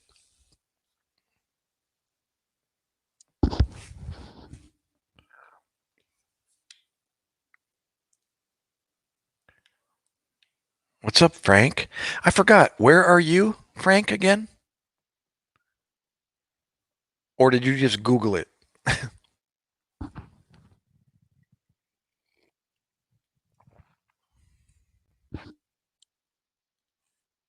Oh, I didn't put any honey in this uh, instant coffee. I should put a little bit in there. My wife bought a new bottle, so I'm set. Yeah, where did I live? I can't even remember where I lived. What's the town before Forest Grove? Oh, did I tell you that story, Josh? Oh my gosh. I think I might have. Maybe I hadn't met you yet, Josh. I have a AR story in Hillsboro, Oregon. Oh my gosh. This is not funny. I think I told the story. Tell me if I did. Did I tell you about that? When I went up to Oregon and I started working as a paramedic, but my wife and kids hadn't arrived yet because I had to get up there to start work. So I went up like 2 weeks or a month before they did. I drove and they eventually flew up and we had our moving stuff. My father, my stepdad drive the furniture from the house up to Oregon. But let me tell you, if I haven't told you this story, I got to tell you this story. This is Redmond. I remember Redmond. Redmond is with a O, Redmon, right? Redmond? Redmond? Wait, is that a different area? East side. Wasn't that by the airport? Correct. Yes. Frank, where are you? Johnny. Wait. Dude, where'd you come from? Sorry, I missed you. John Doe. What's up, young man?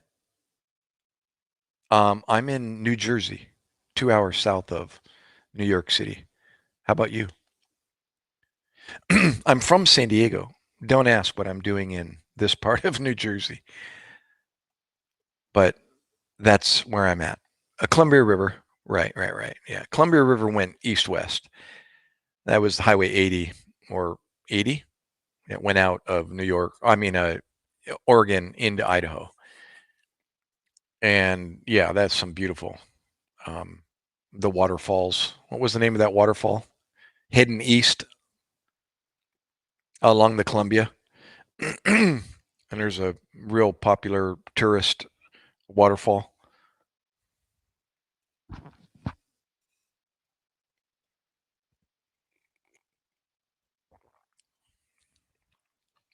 Oh, no, I had a different friend who lived in 12th and used to work in Portland.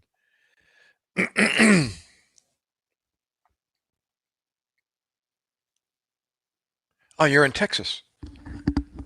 Take to work as an EMT. Not much. I think it's a semester, if I remember correctly. To be a basic EMT. Just to let you know, I don't know how old you are, Johnny, but getting into the pre-hospital medicine isn't a moneymaker. But if you're single and um, uh, you're able to make ends meet. Do your homework on as far as what the salary is of a basic EMT and see if you can make it. You might have to work another job or live with somebody who helps pay the bills. Um, Even as a paramedic, I mean, times have changed since I did it, but um, if you're gonna make a living, be able to support a family, I'd recommend you getting into nursing, and get a bachelor's in nursing, and then go that route. It'll take much more potential as a nurse, and you can travel the world, literally travel the world, and work wherever you want. You can go to Russia, you can go to Middle East, you can throughout America. You can be a traveling nurse and work anywhere. Australia, New Zealand, England, UK. Where would you like to go? Find it online, apply. You can work on an airplane, you can work on a helicopter, where do you want to work? Oh, Multnomah Falls. Oh my gosh. They had a big indoor recreation. You probably know it. It's in Tualatin. We used to go there and hang out and hold post in our ambulance. It was REI. I think it was REI. I know what REI is, Recreational Equipment Incorporated, but um, REI Co-op. But I'm trying to remember who built this center. Don't quote me on the REI part, but it was a huge. It was like a Costco or a Sam's Club, that type of center that was gutted, and it was just the building with the elevated, 50-foot high roof ceiling is the giant warehouse type place, and they turned it into, wait, apply a band-aid, catch a missile now. Wait, Frank Affa, you used the word band-aid, and that is what Frank, is that the same Frank? Is that you, Frank? Oh my God, wait, SASS Frank, is that you coming in with a different?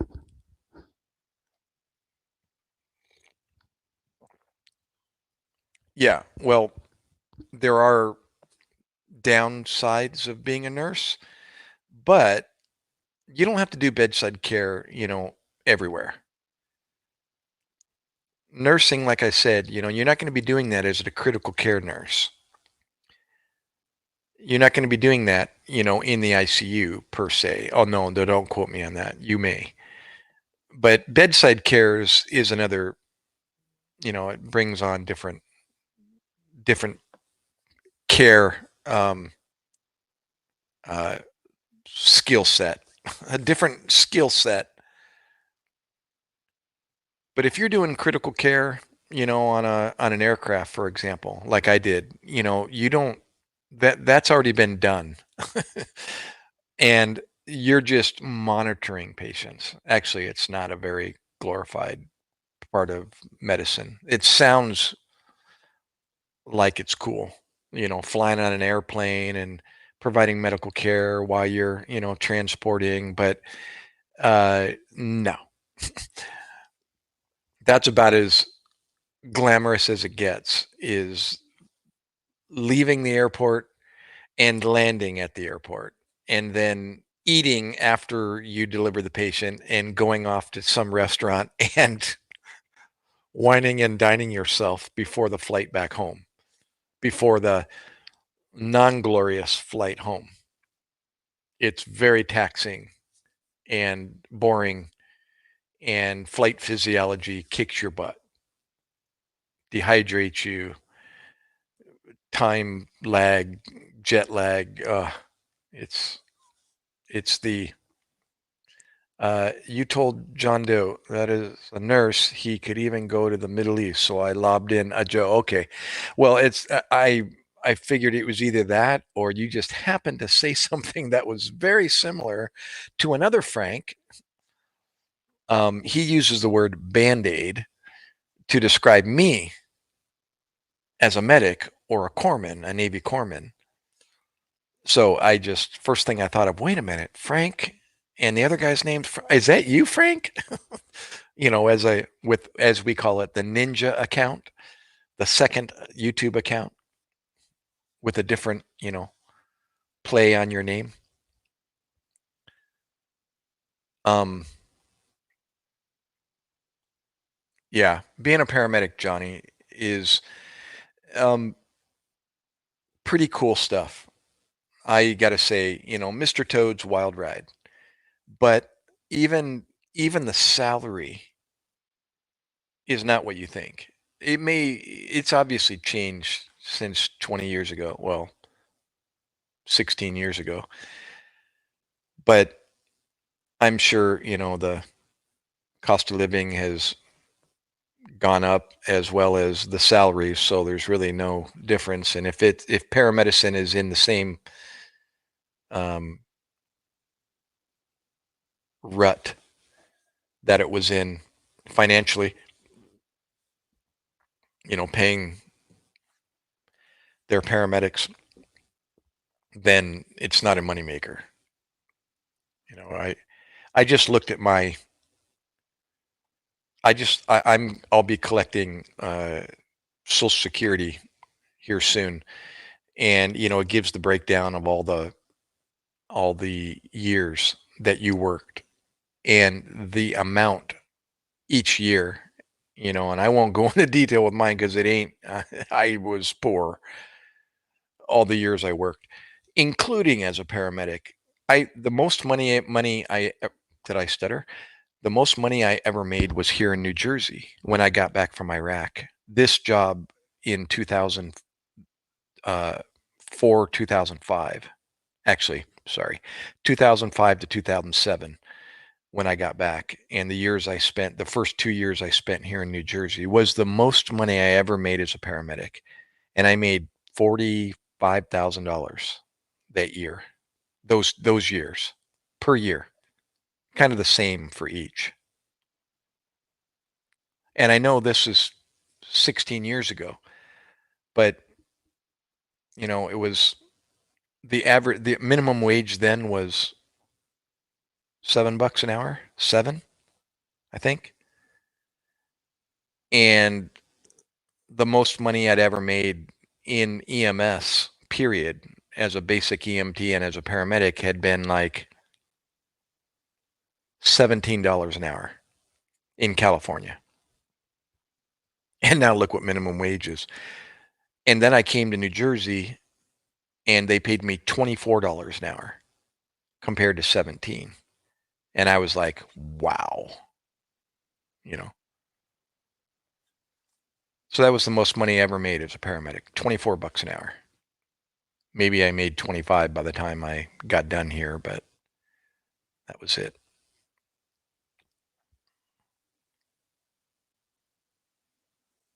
Yeah, check this out. Gosh, check that out. I just know you're a squid who don't know did. Frank, help me again. Um, you gave me your family history, I think, on the military, right? You never served, or correct me if I'm wrong.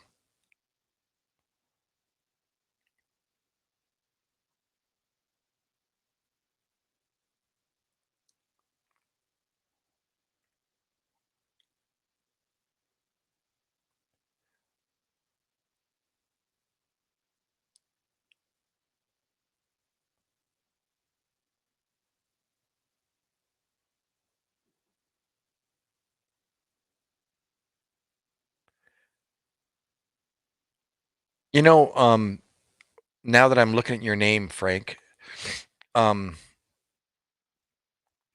I worked with a guy named Frank in Oregon. He's no longer alive. I remember getting a notice on Facebook or something that Frank Wallander was his last name. He claimed he was a descendant of the great Carl Wallenda, the tightrope walker. His last name was Wallander, and whether that was true or not, Frank had some tall tales, and so I always wondered, what came out of his mouth was true or not. But he was one of my preceptors, I'll call it that, during my probationary period there in Oregon, one of my first partners. And he was a Vietnam vet. Um, we wouldn't be able to tell by the shape he was in with the giant belly that he had and the shape that he wasn't in. And then again, who knows if even that was true. But a good partner and taught me a lot and was super laid back, and I felt comfortable with him when I was the time I spent with Frank. Um, South part of Jersey, Frank. Yeah, that's right. Coast Guard. Oh my gosh, that's right. You're the other squid. Do they call Coast Guard squids as well? Since we're the same. Gunners, Chief Gunners, me to you, PO too. Yes, Chief. And no, I'm not going to salute you. I work for a living.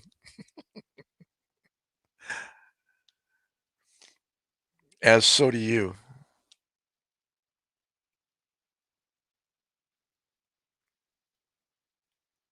Nice, Josh.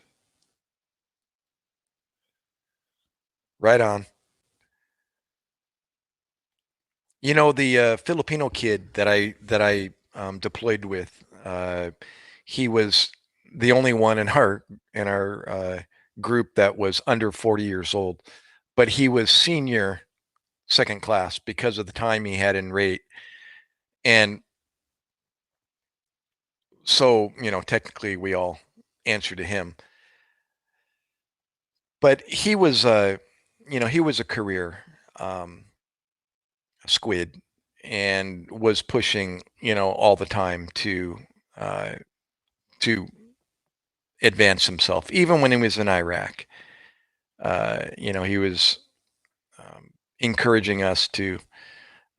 We even had an opportunity to earn some creds along the during our downtime to do some studying and to get our um, FMF patch, or was it a patch? I guess it is. Um, FMF insignia, um, recognized, as being an actual. It's a credential for being a medic, uh, certified. I guess I even know. I don't even know the right verbiage.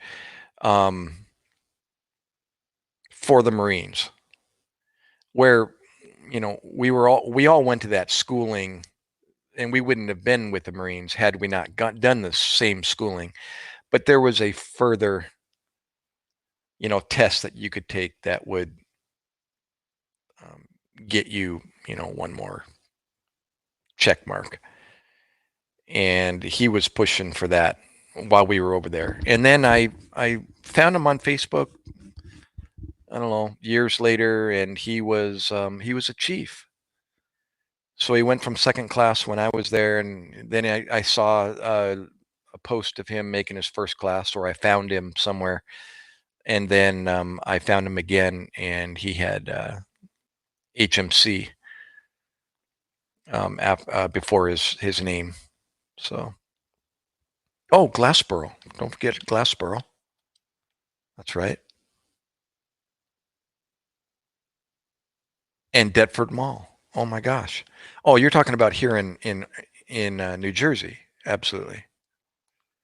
Thought there was a Glassboro, Oregon, but my brain all melded together, and I was like, "Wait a minute, that's home." Glassboro and Deptford. When you said Deptford Mall, when I read Deptford Mall, I was like, "Wait, that's that's here."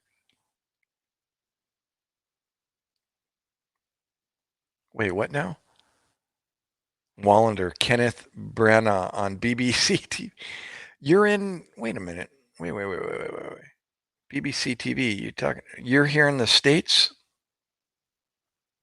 Or why are you watching BBC TV? It's just something um you watch? You're kind of confusing me. It's like, wait, are you in the UK or funny how you read text and can get totally thrown to and fro with thought processes.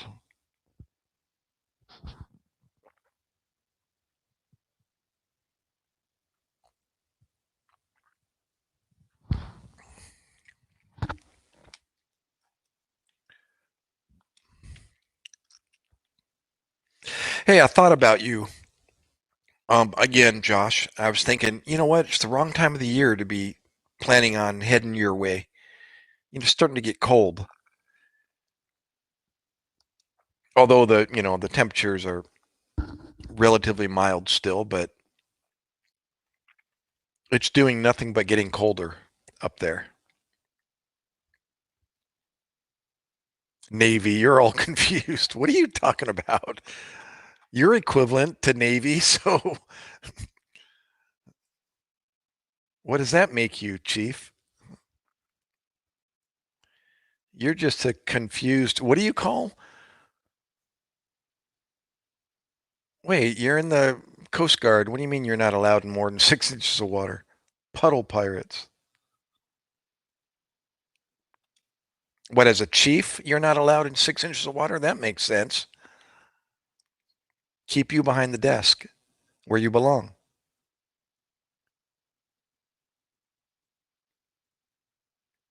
Oh, you live in Minnesota now? Or, yeah. Is it Minnesota? No, that's MN. Mississippi, sorry. Now, but you're allowed to watch British TV. Oh, wait, John, never Navy, never joined the military, but how old are you, Johnny? What do you mean you never joined? You haven't been in here, obviously, and heard the latest. Actually, it's not the latest. It's been around since World War II. But let me ask you the first question. How old are you?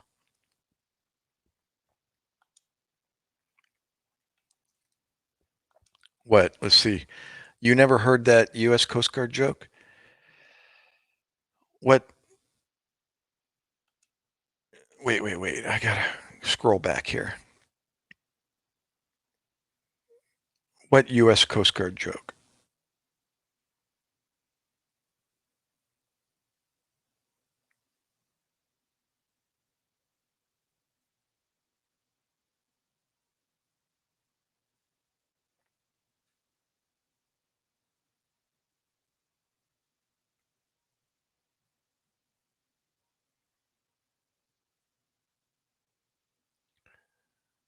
That's right. 30-degree weather. Yeah, with the cheese thing on your head, no shirt, with your faces painted.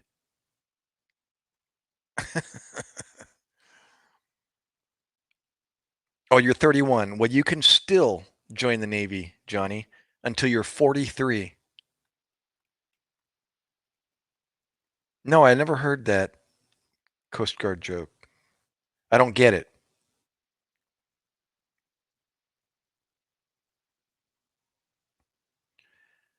I joined the military at I'm sorry, 36 years old, Johnny. 2 months before my 37th birthday.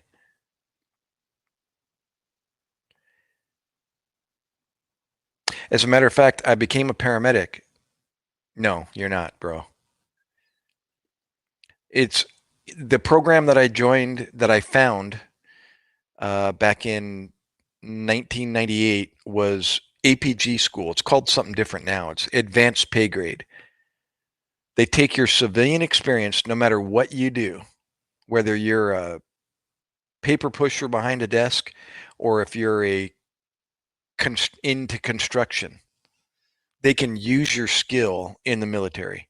Remember, the military is a bunch of people, and where there's people, there's a need for all skill sets. It's not just guns and ammo, and bombs and missiles. People need to go places, so you need transportation. people need to pee and poop. So you need somebody that builds outhouses. You need to have people that builds buildings. You need people that, you name it. They go on ships, boats, and airplanes. So you need people that build aircraft and that assemble aircraft.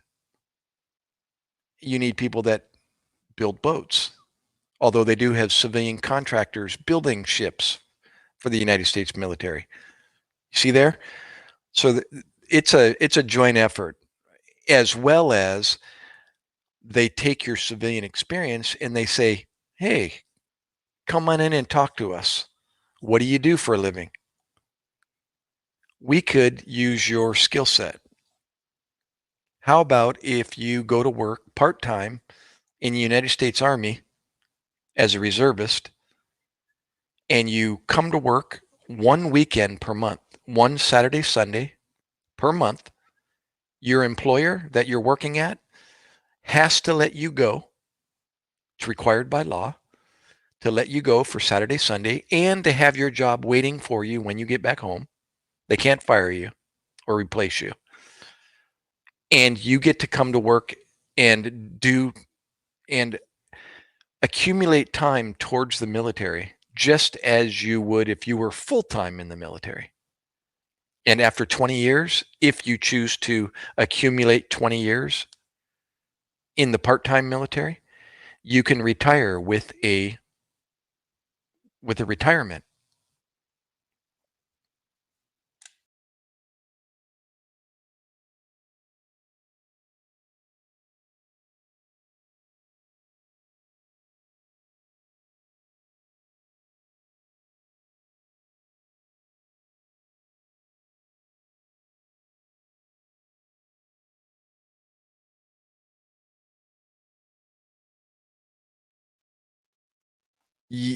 Yes, the village people did have a guy supposedly in a Navy outfit. Yeah.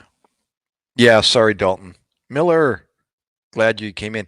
Hey, hit the thumbs up. Frank, if you didn't already, Johnny, hit the thumbs up. It helps my channel, reach other people's uh, smartphones and or computers to their recommendation lists. Yeah, they got cooks in the military. That's right. You know what? Don't don't stereotype a chef or a cook in the military. Ask um, any of us that were in the military who, if it wasn't for the cooks, we wouldn't have survived over in Iraq or Afghanistan or wherever they deploy you. Again, where there's people, there's a need for food, places to pee and poop, places to sleep. It's all relevant. It doesn't matter if you're holding an M16 or fire grenades or or drive a ship.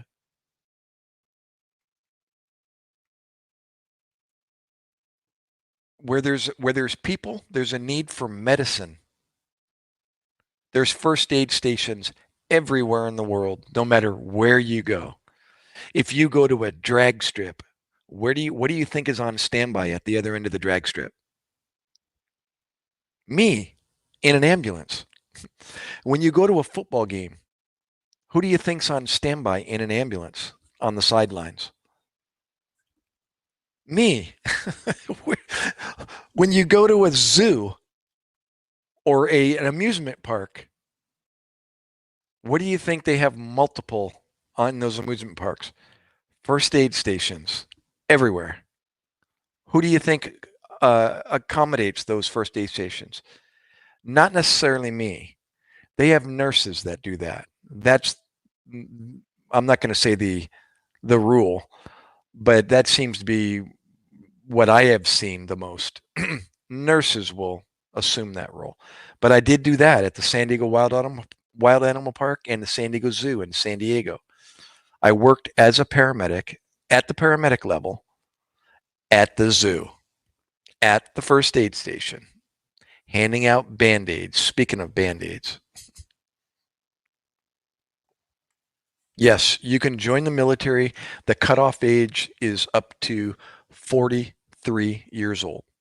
I just got my hair cut at the salon, and one of the guys that was sitting in the chair next to me was in his Air Force uniform. We have a reserve unit right out of here, the 116 Fighter Squadron, the F6, is it 116?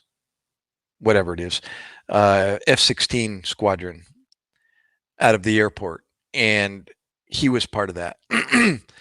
And he was a recruiter, and I didn't know it. I was telling my story about, being 37 years old, and the cutoff age was 37 when I joined the Navy. And then I said they upped it to 42. And that's when he turned and said, "It's 43 now." And I went, "Really?" He goes, "Yep." He said, "I'm a recruiter." I said, "No way." And he was an older guy. He wasn't my age, but um, like in his late 40s or something. He said 43 is the cutoff age. I was like, there you go. So you can do 20 years and be 63, which is the 62 is the first year you can collect retirement. I mean, Social Security. You see? So 20 years plus 42, 43 is 63. Brings you right to the limit or the year after you can start collecting Social Security. And you get a pension from the military.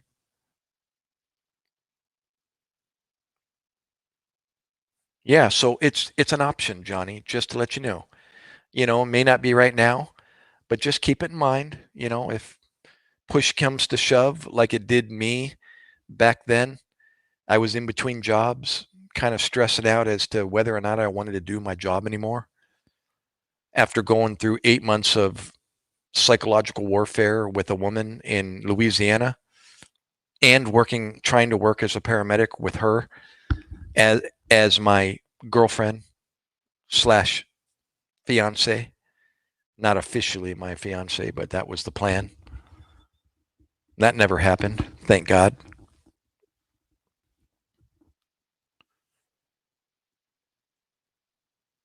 A lot of them were cops and FedEx guys.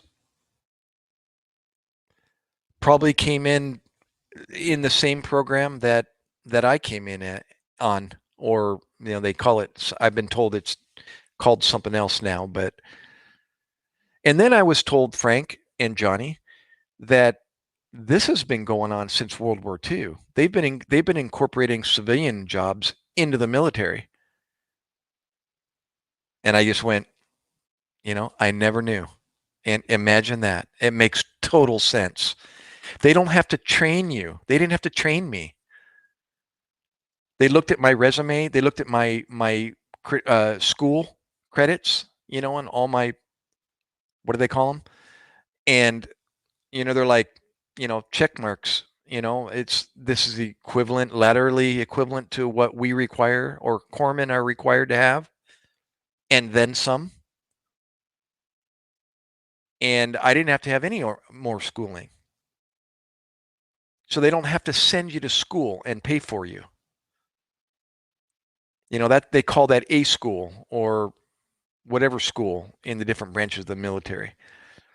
Where you go and you learn your job. And I was already trained. So, I became an educator actually when I came into the military. They found out what I did. They're like, "Ooh, Mackay, uh, you're going to give this class next," and I'm like, "Oh, okay, I can do that." And I'd give an in service, to my unit. They're all corpsmen. Some of them were nurses, and the officers typically were the nurses and or above doctors. We had a butt doc that was one of our officers. What do you call him? A proctologist. We had a dentist. We had two dentists. um, as officers, and my commanding officer in Iraq was a brain doctor, surgeon. He was a neurologist, a neurosurgeon.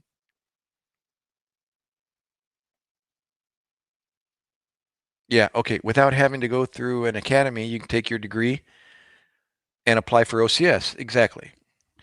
I think I already mentioned that, or maybe you weren't here, Frank. I was encouraging my wife when I found the information you just gave.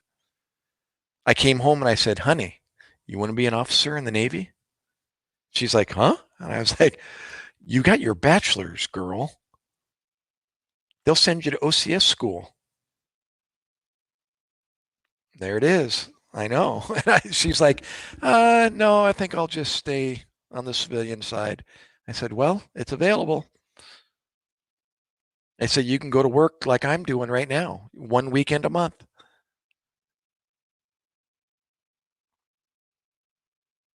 And the only, so if you get your BA or BS, you can, yeah, you can do that. Right, right.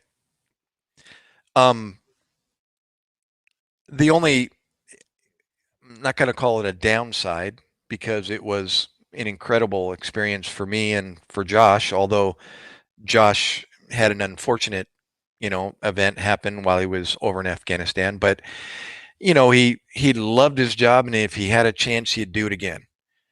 Um, is if during that reserve time something does happen in the world where the military needs, support, if it needs people to support their cause, well, you're one of them, whether you're reservist or you're active duty, and you may get called up, and asked to go somewhere. And you put your name on the dotted line, and that's what you signed up for. So there's no complaining. If there is, then you should never put your name on the dotted line. And you need to, you know, leave Dodge, and you need to put your employment on hold. Although, again, they're required to hold your job when you get home. But you will be away for whatever allotted time they need you. And then, but it's just another job. You just like kind of exciting.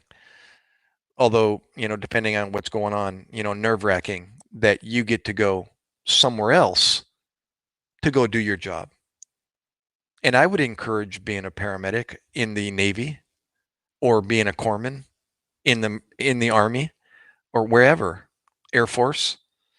You can't say that about the Marines because that's who we provide medical support, i.e., the Marine Corps cover with the Navy insignia. That's who provides medical support for the Marines, is the Navy. I'd encourage that, and go play somewhere and do your medicine. Whether it's in a hospital setting in Germany or it's on a base in the Middle East, or if it's out in the field providing medical support with, a platoon somewhere. It's the same. Medicine's medicine.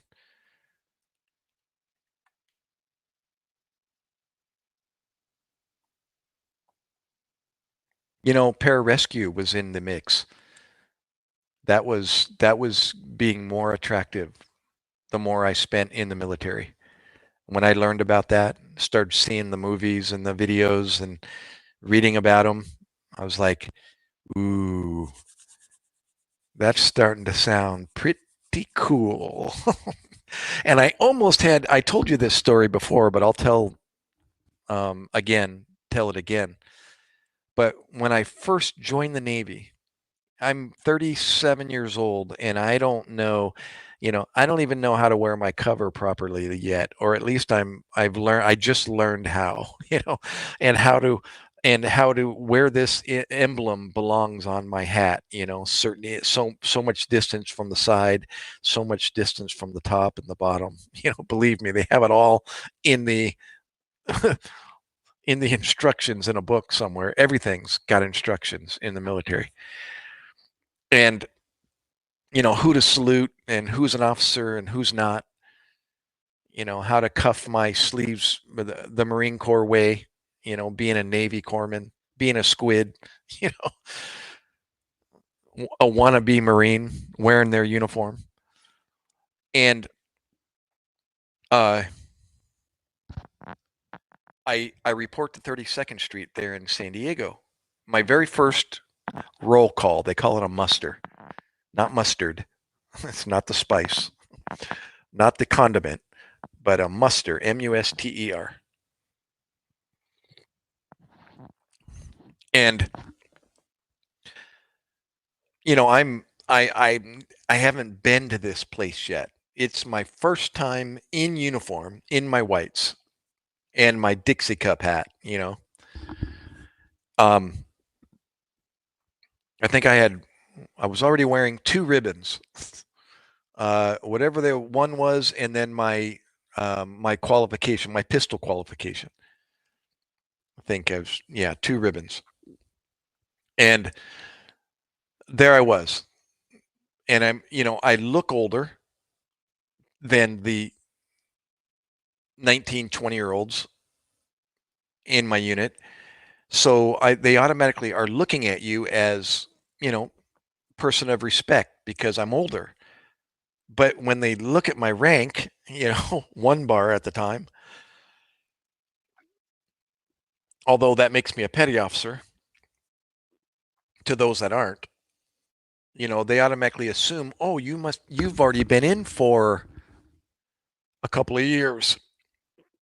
And I went, no, this is my very first day. But then they're looking at my rank going, what, wait, if this is your very first day, how are you wearing how are you a third class petty officer? This is second class with 2 bars. But at the time I had 1 bar. It's a third class petty officer. You would think 3 bars, such as 2 is second class, right? And 1 would be first class. What is the opposite? Third class is 1 bar.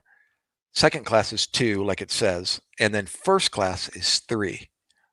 So anyhow, I'm already wearing a bar, and that makes me a petty officer, and it's my first day in the Navy. How's that work? So anyhow, um, let me read your comments here as I'm telling this. 2 news articles and an interview. PJs are usually not very well known. Yeah. Oh,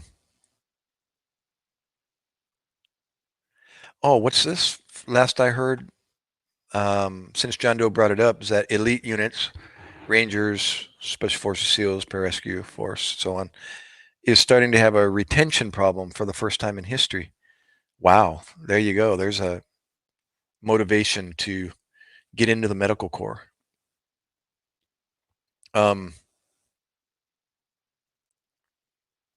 Or how to heat up your MRE. What's that?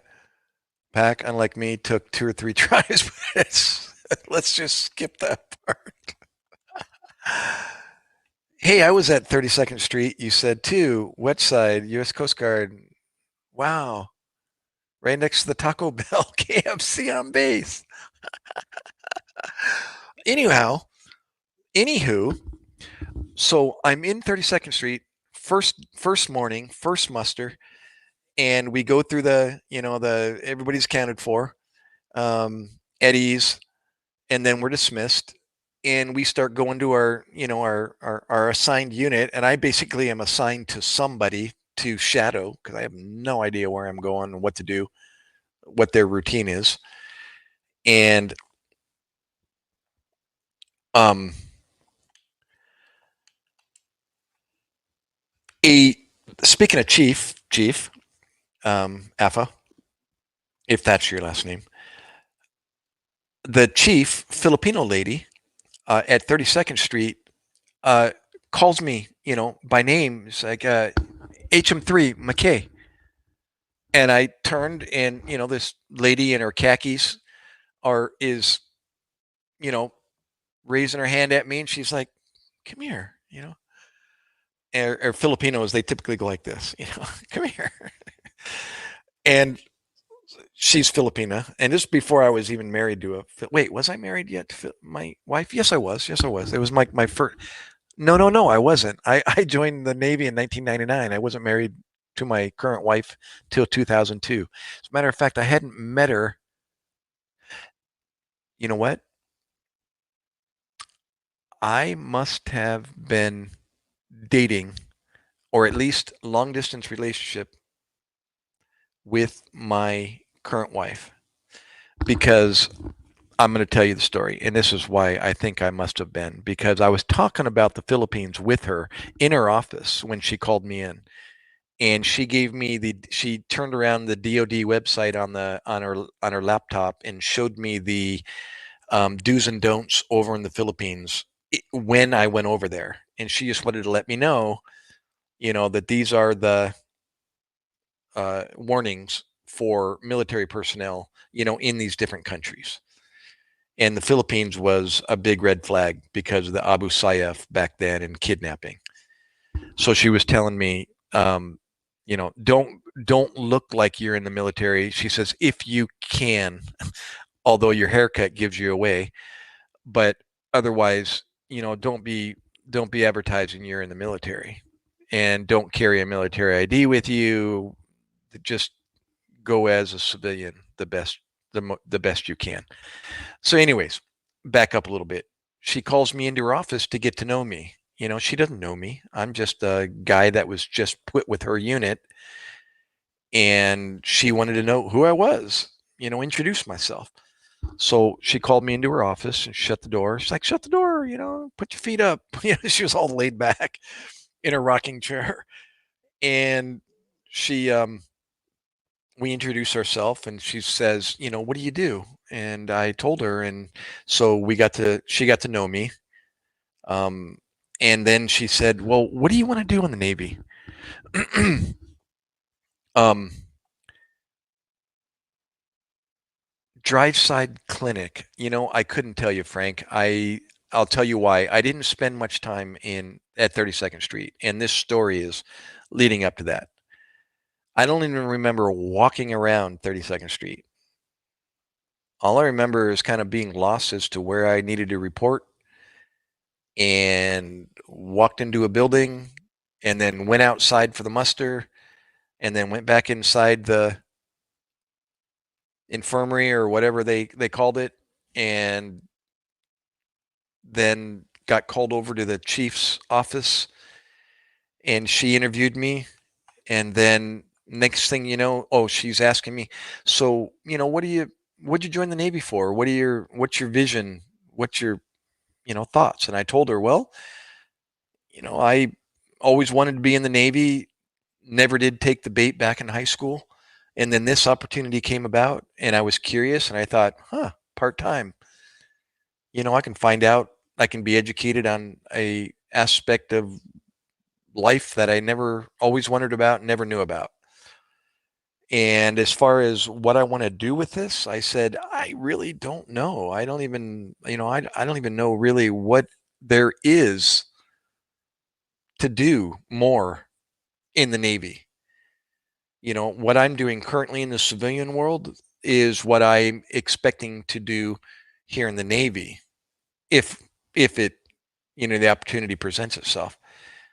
As far as what else to learn, I'm all ears. I'm a sponge. She said, well, hold on a second. And next thing she knows, she picks up the phone, and she's, it's a touch push button phone. She makes a phone call, and she's on the phone with somebody, and she's like, hold on a second, and she's not giving me any more information. She's just making a phone call in regards to what I want to do, in the Navy. Oh, I told her about my interest. I was into rock climbing big time, and rock climbing, mountaineering, and, the outdoors, and the whole, 9 yards. And she's like, hold on a second. She's making a phone call. She ends up calling Port Hueneme up north. I'm in Point Magoo. California, up in Oxnard, California, Naval Air Station. And she's calling Point Magoo, which is the Port Hueneme above. I'm sorry, she's calling Port Hueneme from Point Magoo. And it's just, how far is it? 20 minutes north of Point Magoo. And there's another Navy units up there. And she's talking eventually, and she's like, "Hey guys, this is Chief so and so, forget it what her last name was, and yeah, I've got HM3 Mackay, Petty Officer Mackay here in front of me. You guys still in need of a corpsman?" And he's just like, "Yeah, that's what I thought. Well, I got somebody here that kind of meets your guys' requirements. Um, Yeah, he's good to go, and, she's sitting there listening. "Yeah, yep, yeah, he's good to go. He's got my stamp of approval." And I'm thinking, "Oh my gosh, what's she doing?" "What's she signing me up for?" And then all of a sudden she's like, "Okay," and she gets out her piece of paper and pen, and she's writing her notes down.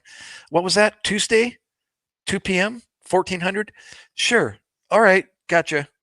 I'll give it to him. All right, guys, thanks a lot. Bye-bye." And she hangs up on Palomar Mountain. Oh my gosh, what do you know about Palomar Mountain? I never went there. There's not a whole lot on Palomar, but there is one particular area that actually is listed in a guidebook, and it's a slab of rock, some formation up there on Palomar. But no, I never did go up there. Um, but we'll talk in a minute about rock climbing. Um, So she gets off the phone. She says, "I just got off the phone with HCS 5." And I'm like, "I'm sorry, excuse me, stop. HCS 5?" She goes, "Yeah, helicopter squadron." And I went, "What?" He says, "Yeah, they're in need of a rescue swimmer." And I thought, I started getting like butterflies in my stomach, and I'm like, "And?" He says, "Yeah, they had a really unfortunate accident up there. One of their rescue swimmers got hit by a vehicle and was killed in his civilian life, and they're like in need of a rescue swimmer, like right now, like yesterday, ASAP. And you fit the bill." I told them, "What do you think?" And I went, "It sounds like you made an appointment or an interview for me already." She goes, "I did." She says, "But I can always call him back." And I'm just sitting there going, I'm getting so nervous, sweaty under my arms. I'm thinking, "Oh my gosh, I just joined the Navy." I'm like trying to figure out who you are as opposed to somebody that's an officer by the emblem on your collar device. And you're signing me up as a swimmer for HCS 5. And apparently they were down in, okay, Josh, yeah, you got to get kids to school. That's your normal routine. All right, brother. You've heard this story before, but oh my gosh, independent duty booty. That's the idea. Yes. IDT, right, Frank? Wow. Wait, I got to read here. Was that an actual, did you actually like do that as like a course for credit up there at Palomar? Who gave the rock climbing course?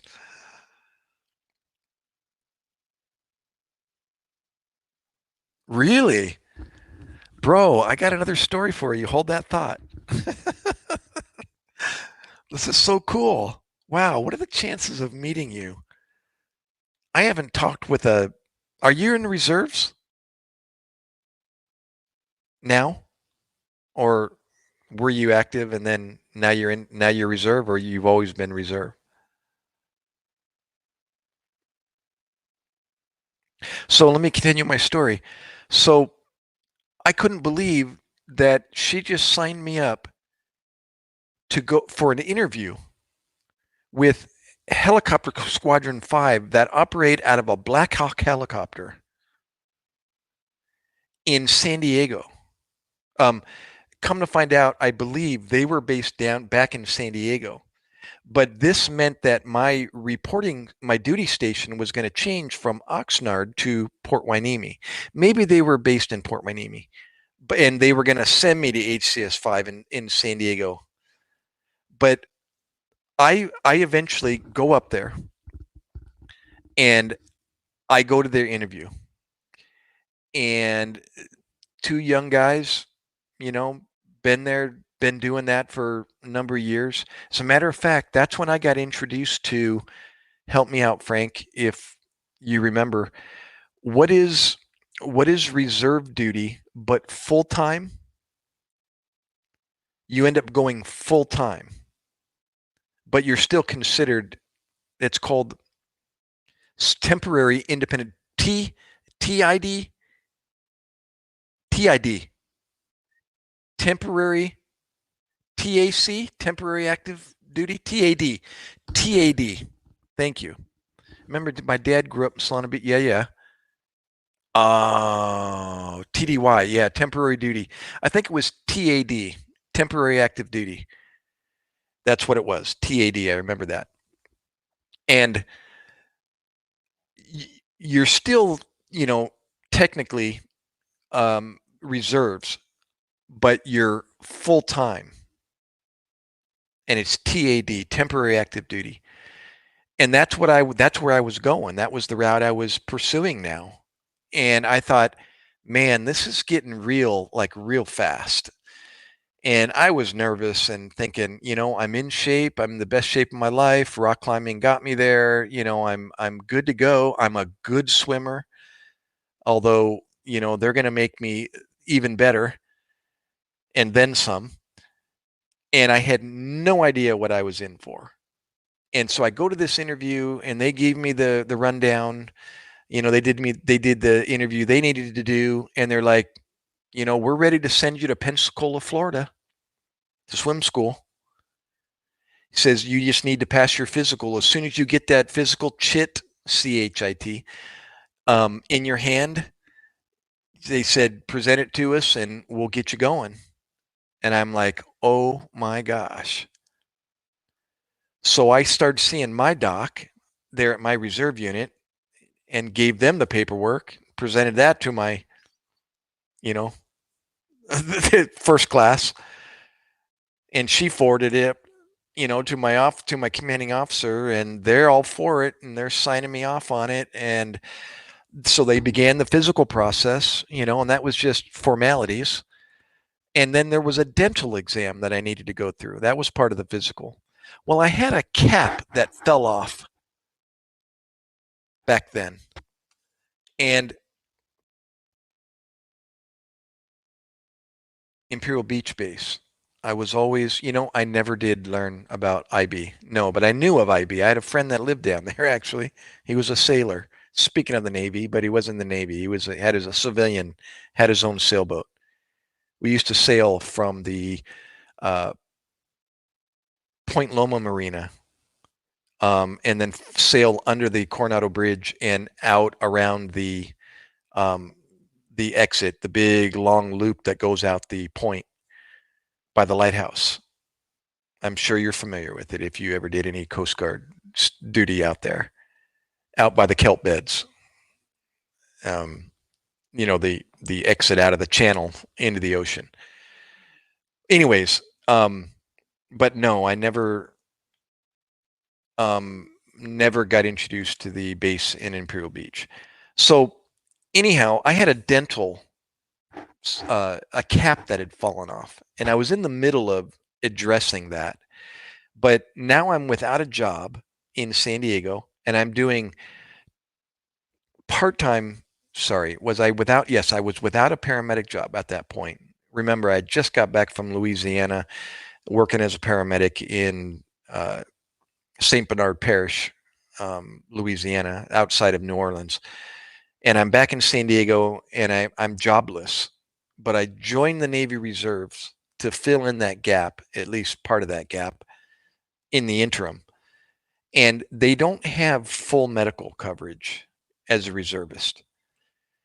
And what I needed done was not covered through my reserve dental insurance. And I had no civilian insurance. I couldn't get the cap taken care of, which was imperative to get to sign my chit off. And unfortunately, they had to move like, they're calling me, are you good to go? Did you get that chit yet? And I'm like, I am so sorry to say, but, and I had to step away from that, and they had to move on and get somebody else, and they got a replacement. And I never did go down that route. Yeah, exactly. Matter of fact, we had Coast Guard pull up on us in my friend's sailboat and, produce our papers and so on, because we were hanging out in unauthorized in a marina before the exit out the point, and we were just camping out kind of incognito because we didn't get any authorization from anybody to camp out, but we pulled into a moorage anyways, and we just camped out and uh, dropped anchor in the middle of um, this um, slip, where we shouldn't have been in the middle of the night. And we set our alarm at dark 30 in the morning to get out of there before anybody could see us. And then we were going to continue out. So at like 6 before sunrise, or just as sun was starting to rise, we're heading out the channel right there at the mouth. And we're going through the freaking 10-foot, you know, uh, uh, swells going out the channel in that 31-foot shoal keel Californian that my friend had, and we're doing the Bronco through these swells. It was pretty gnarly. Underneath the Iron Genoa, the motor, not under sail in that crap, as we're going up and down the swells in that boat. And once we cleared that, we're out in the kelp beds, and everything's calmed down. In the middle of, like, it's still dark out. All of a sudden, we see the lights in the distance, and my friend's like, "Gary, bro, get ready. We're gonna get boarded." And I'm like, "What are you talking about?" He points. He's like, We got the Coast Guard coming up on us." And I went, "Oh crap! What did we do?" He goes, "We didn't do anything. Just get all your stuff ready.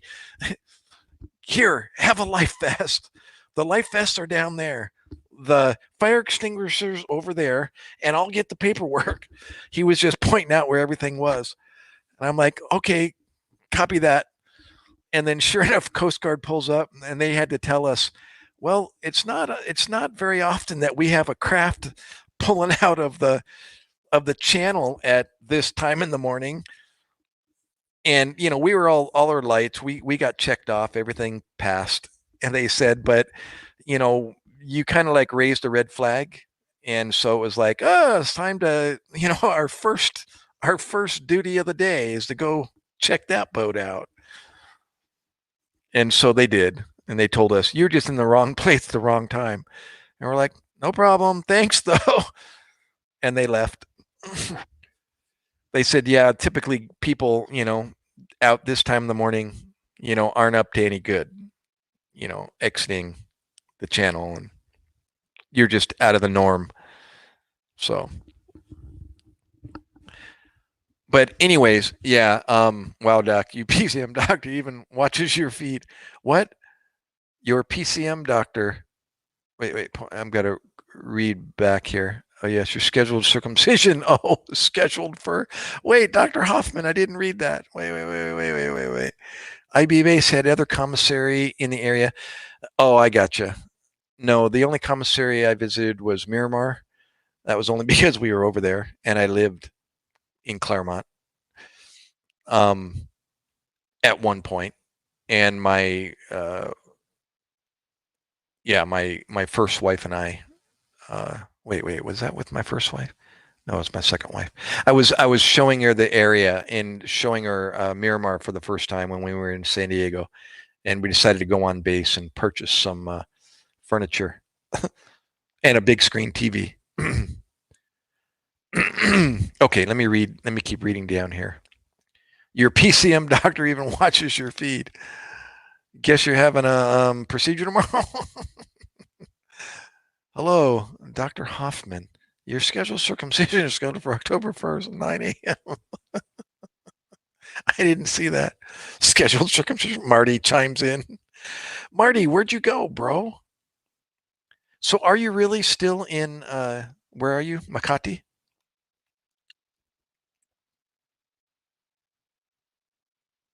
Do you have any plans of doing anything else while you're there in Manila? I know I'm all over the place with my comments, but so to sum up my story, no, I never got the position as a swimmer, a rescue swimmer, and the rest is history. You know, I ended up maintaining my drill back in Point Magoo in Oxnard, and then eventually got the phone call in 2004 and got deployed with the 123 Marines. And that was the end of my Navy career. Was Iraq. Yeah, the last year and a half was pretty much spent under the radar um, as a inactive duty. I what is that? Inactive duty status? Yeah, IAD. And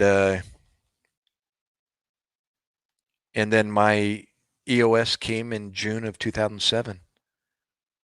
I got back in April of 2005, and yeah, I know where that guy came from, Dr. Hoffman.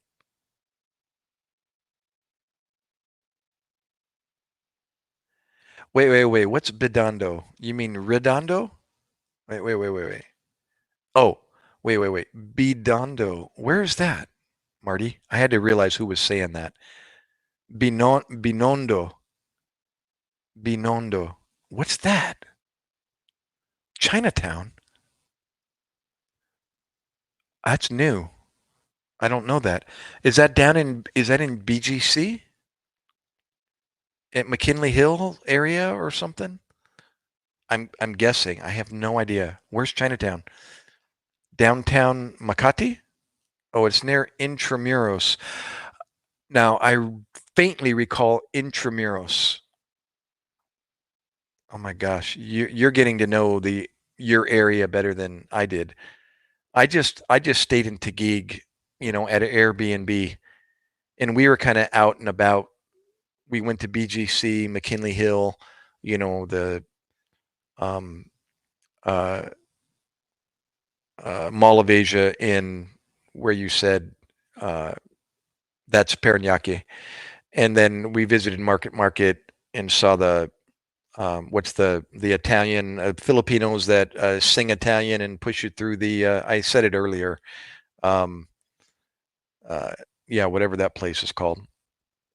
And then we went back to Taguig, and the ladies did some uh, internet searching and found Tagaytay and Taal volcano. Apparently, the Lolo's girlfriend's girlfriend, who was with us, had been there before and done both those things, Tagaytay and Taal volcano. So she recommended we do that. So we extended our 4 days to 7 days at the Airbnb so that we could go do Tagaytay and Taal volcano. And then we took the bus and did that all day venture from morning till midnight and came back. And then we left after 7 days and continued our journey down to Cebu. Yeah, lots of Filipinos that sing Italian. It was the greatest though, Johnny, and super impressive. I remember even complimenting the guys that were pushing the long poles, you know, and they have a replicate the canals. It's called matter of fact. Now that I say canal, the Grand Canal in BGC, which is downtown uh, Taguig or downtown, whatever part of BGC. That's Bonifacio something something. It's an old army base in the Philippines. They built this big giant uh, Las Vegas style neon lights, the whole 9 yards, um, in this downtown part of Manila Metro, and they've got a indoor outdoor mall that incorporates an Italian canal, water canal that does a loop, and they've got the replicas of the Italian longboats, and they got Filipinos that sing Italian, and they're really good. I mean, I got to admit, they were really impressive. I remember tipping them, saying, "Guys, you earned it. That was really cool."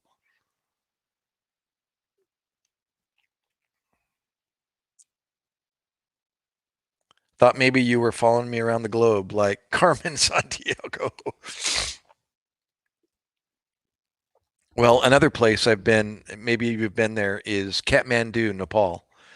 I did 2 weeks of trekking, and then I've been to Thailand, Bangkok, and the surrounding areas. My first wife is from Bangkok, and then I went to Chiang Mai up in the north, and we did a train ride from Bangkok to Chiang Mai and back. And the other place is Mexico City, and went down to go climb some volcanoes outside of Mexico City, between Mexico City and Veracruz. There's two peaks down there that are real popular mountaineering destinations: Popocatépetl and El Pico de Orizaba. Yes, absolutely. Yeah.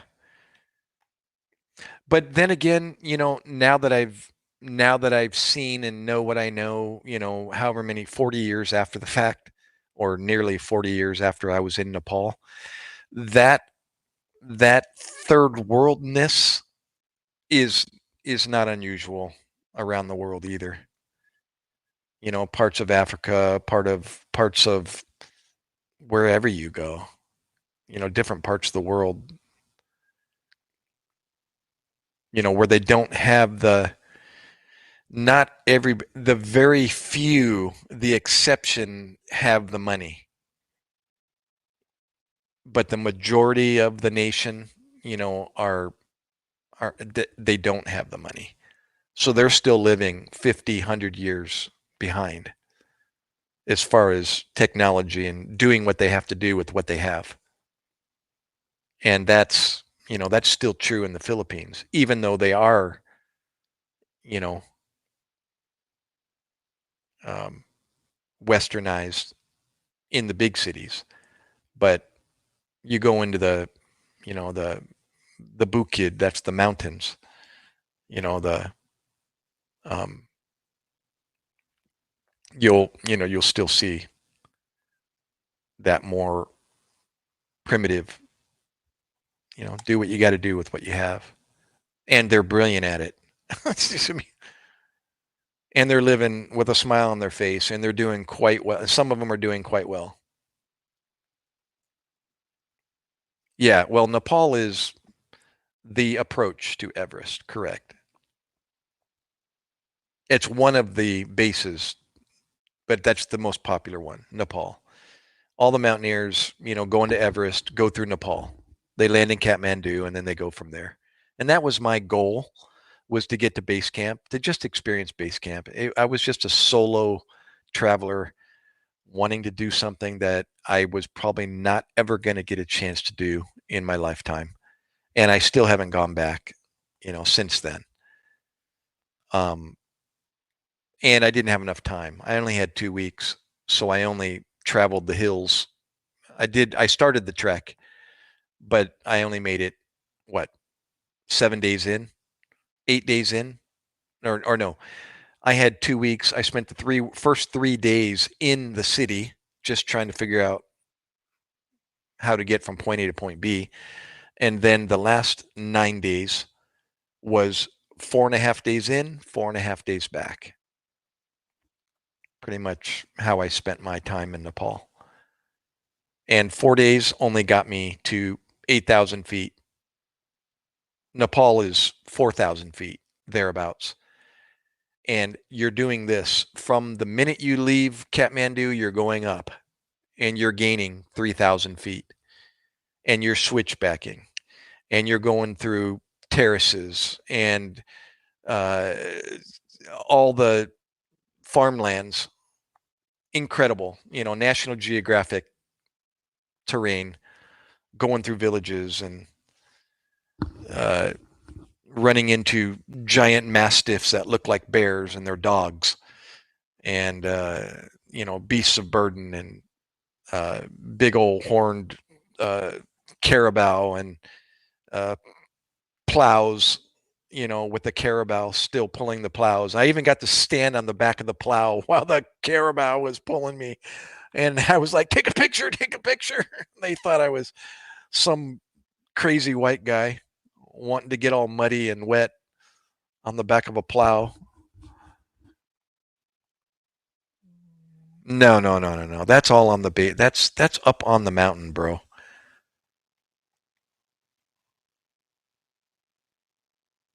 Yeah. Frozen bodies are frozen bodies.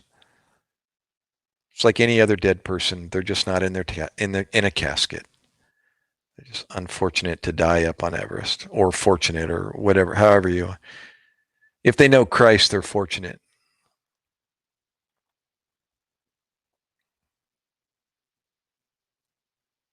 What's that? Kathmandu? No, just saw you and the Silver Bullet Band. Wait, wait, wait. I missed that. What are you talking about? Although I have been to Olongapo City. What were you doing in Olongapo? And what year was that?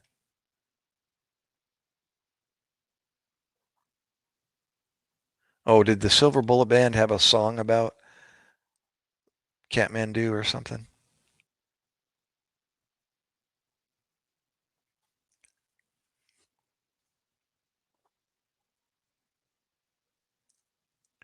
Is that you will see high-rise condos right next to slum. Exactly. Marty, that's exactly what I'm talking about. I don't know where you are or what floor you're on, but the condo, that I stayed in, it was a privately owned Filipino lady, rented out this condo, and she did a good job. It wasn't elaborate, but it was nice, very comfortable. Had hot water and at least a heater, on the wall to heat your water, and the gas wasn't hooked up. That was I don't know, minor setback. Although it did have electricity and it had Wi-Fi. But anyways, on that note, you go out on the balcony, and you're coming from palm trees, a swimming pool, and a 20-story high rise or 15-story high rise, and you go out on the balcony and all you see is what I call poverty, slums. But then again, you're seeing the rooftops, and most of the rooftops are made of that corrugated steel, and everything's rusted and everything's green, brown, and what's the other color over there? Yellow or red. And everything looks like that. But underneath, they might just be a thriving business that's doing well. But yeah, there's poverty everywhere. It's that way wherever you go in the Philippines, Marty. You can't dwell on it. You got to stay a tourist and just, learn how to survive without being obvious and or lavish, and then but don't dwell on what you see on the side of the roads. It's everywhere. everywhere. It's kind of my heart always pulls at my heartstrings every time I go to the Philippines. When I go to see my wife's family, they are wealthy with a capital W. And to see what goes on, up the road, going up the mountain, and the vendors on the side of the road and the people and it's just it's sad. It's really sad. And I can't, you can't dwell on that. You just gotta. It's part of the landscape, and that's the way the Philippines are. And they aren't living as bad as what we think, even though they have so little, or at least relatively so little. That's usually the rule is they're doing a lot better than you think they are with what they have, and that's just the Philippines, and it's the way it is. That's right, Johnny. It's the if somebody look at Marty is 20. How old are you, Marty? You're 22 years old, bro. You were my age when I first left the United States, and I it was wow. It was just like I didn't know how to comprehend Thailand. When I first got off the plane and I started smelling what I was smelling and the weather, it was it was just a total education, and a kick in the stomach as far as, it was like dangerous to me. It's like, oh my gosh, you know, look what I'm seeing. Nothing, nothing looks kept over here like it does in the United States.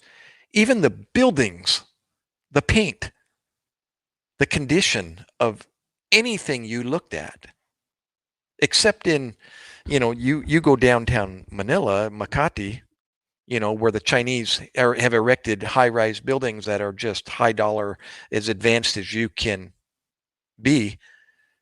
Unless you're there, then you start feeling like you're in the United States. But anything outside of that, like you said, on the other side of the railroad tracks, man, we realize how fortunate I am to be wearing, just how comfortable I am in this home right now with air conditioning that's cranking as I speak, and heat when I need it, and an Xbox controller in my hand with live stream. And I mean, they have that as well, but that's not the point. You're seeing it firsthand, um, Marty. Yeah, what were you doing in Olongapo? In what year? 2005. Coast Guard, part of the Navy cadet program through Asia. Great experience. Yeah, yeah, yeah. Subic Bay, 4 days. I volunteered to go, and Orphanage for Community Care Project.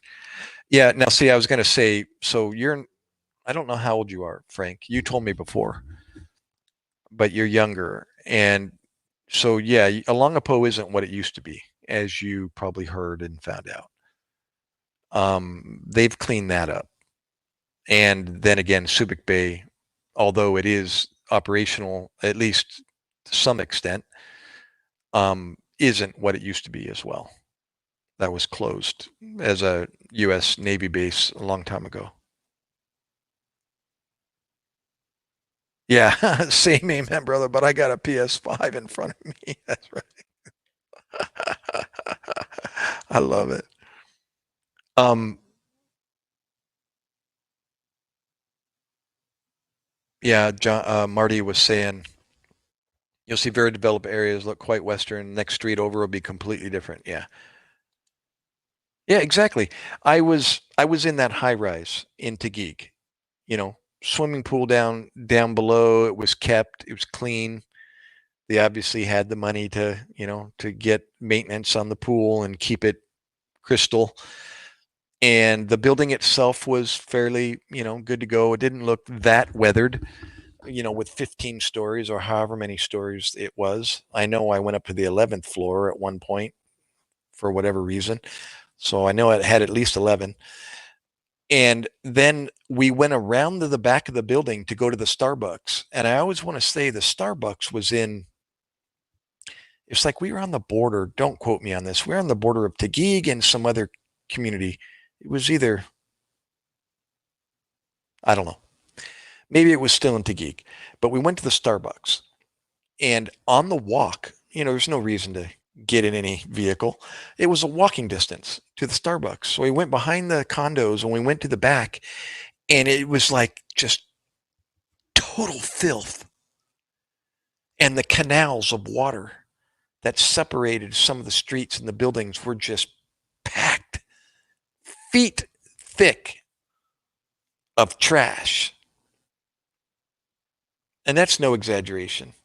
You can actually see YouTube videos of some of the cleanup efforts that some of these organizations have taken upon themselves to go around and actually remove the trash from some of those canals.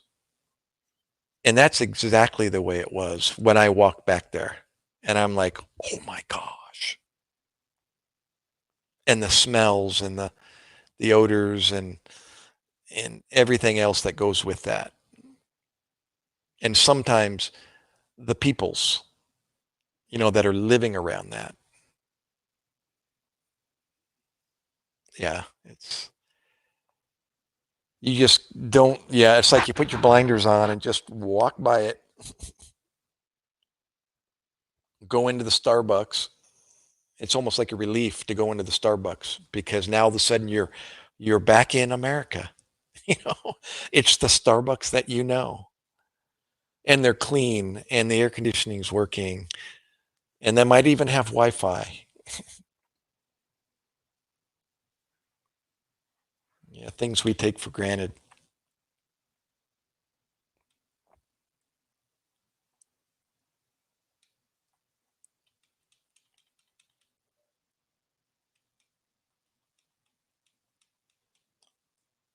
53. Oh, okay, so you're not that much younger than I am. You're an old guy. You're an old chief. You're a salty chief. Yeah, all civilian in 2005. Yeah, yeah. Not singing. Oh, signing off for the night all. Oh, thanks, Frank. Wow, what a cool um, exchange. We got to know a little bit more about each other. We'll talk more stories. Mr. Big and angry. What's up, brother? Only time I got Starbucks was way back when my weed guy worked at a Starbucks. The coffee was free. Oh my gosh. Where'd you come from? I remember you. I'm not a lazy pothead. I work hard. You work hard stoned? You're just a stoned uh, working hard.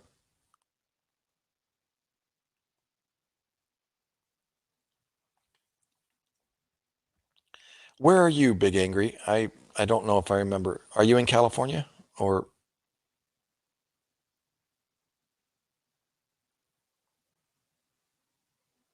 oh, now I'm old now. Okay. You the N and the B got in the way. Oh, you're in Chicago. Gotcha, gotcha. Is it legal in Illinois? I haven't been following. And you cook. Cool. All right, Frank. Thanks again, brother. Awesome. Hey, hit the thumbs up, Mr. Big, if you haven't already. If anything, if you don't want to subscribe, that's cool. But hit the really. I mean, you don't have to have a, a sign off from a doc for medicinal purposes or nothing like that. Yeah, that kind of reminds me of, um,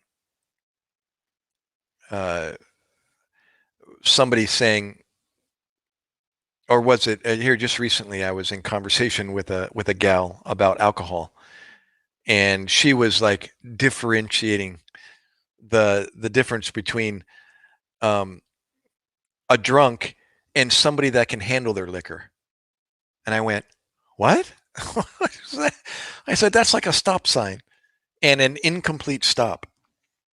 Somebody differentiating the two. It's like, so pray tell, what's an incomplete stop? Doesn't stop mean stop. You either stop or you don't. You either drink or you don't. You either smoke dope or you don't. It's like I don't want to hear, I used to smoke dope, but it's like I don't want to it's like somebody trying to differentiate the difference between a pothead and somebody that smokes dope.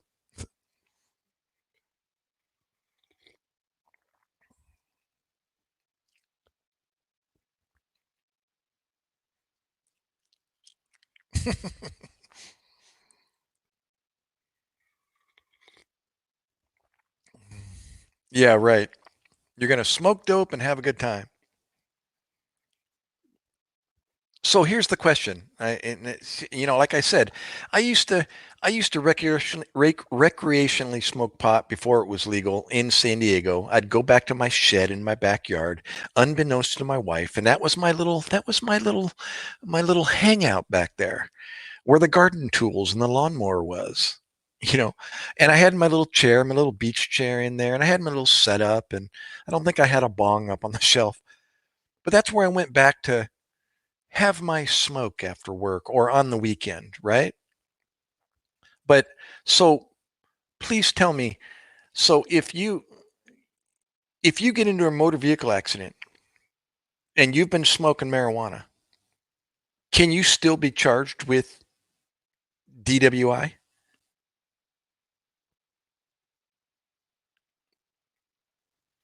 I never asked this question. Now that marijuana is legalized, I would imagine you can be because alcohol is an intoxicant, and you can get a DUI or a DWI, after drinking alcohol. So I guess that answers my question. Yes, you can. So why is it legalized? If, of course, you can, then why is alcohol legal? If it impairs you, why is marijuana legal? If it can impair you, how can that be good? How can it be good for you? Is my question.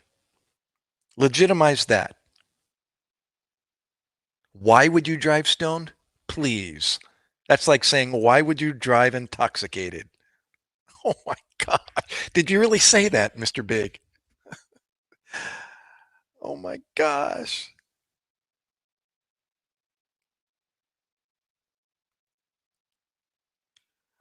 Answer my question. And believe me, I'm asking from an ex user.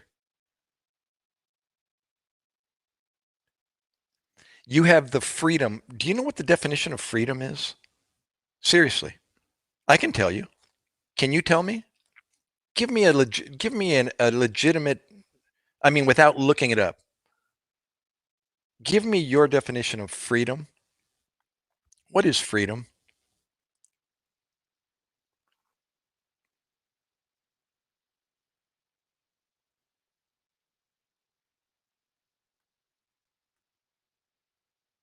Remember, I'm not one that don't know where you're coming from.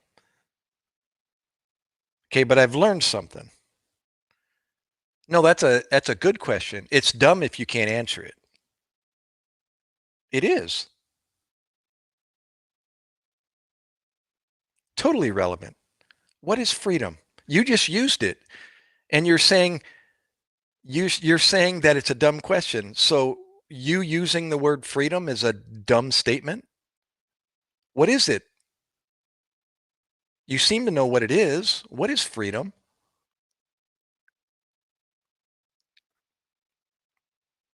Answer the question, Mr. Big, if you can.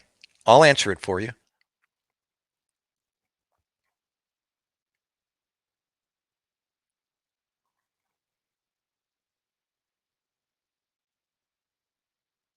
That is an oxymoron if you haven't said it even better right there.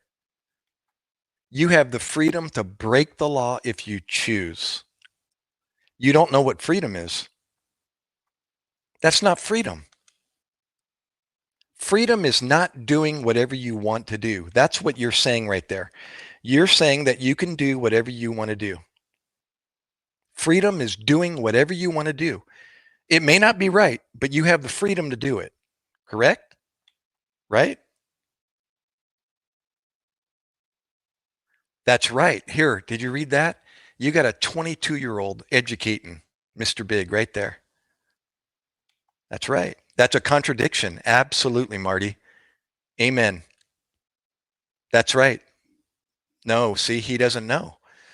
Let me elaborate, Marty, even better. That's right.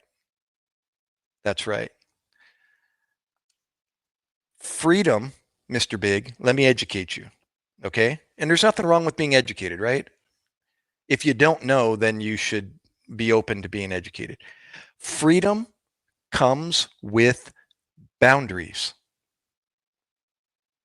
You only give up boundaries for bondage. Did you get that? Freedom isn't doing whatever you want to do. Freedom comes with boundaries. Okay? I.e., if you want to be able to drive, right, without driving under the influence or driving intoxicated on whatever, you don't smoke dope and you don't drink alcohol when you drive. Okay? That's freedom. Because now you can do whatever you want to do, but you have boundaries.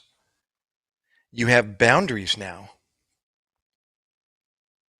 You don't do this and you don't do that.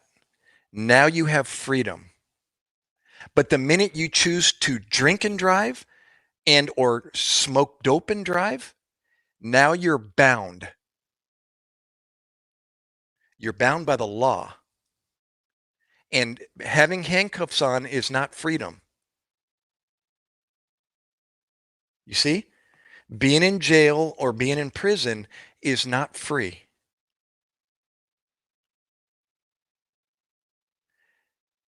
Get it?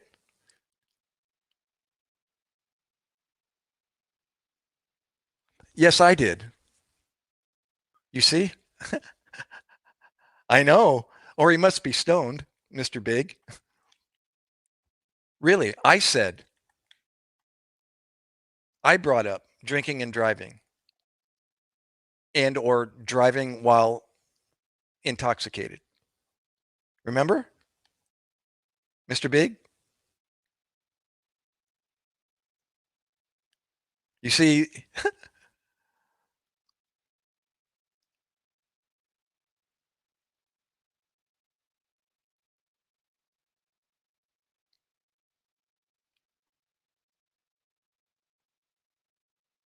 that's all right. It's all right. He's the longer he's in here, the more watch hours I get. So entertain him as long as he isn't offending anyone or using stupid language, then we can talk.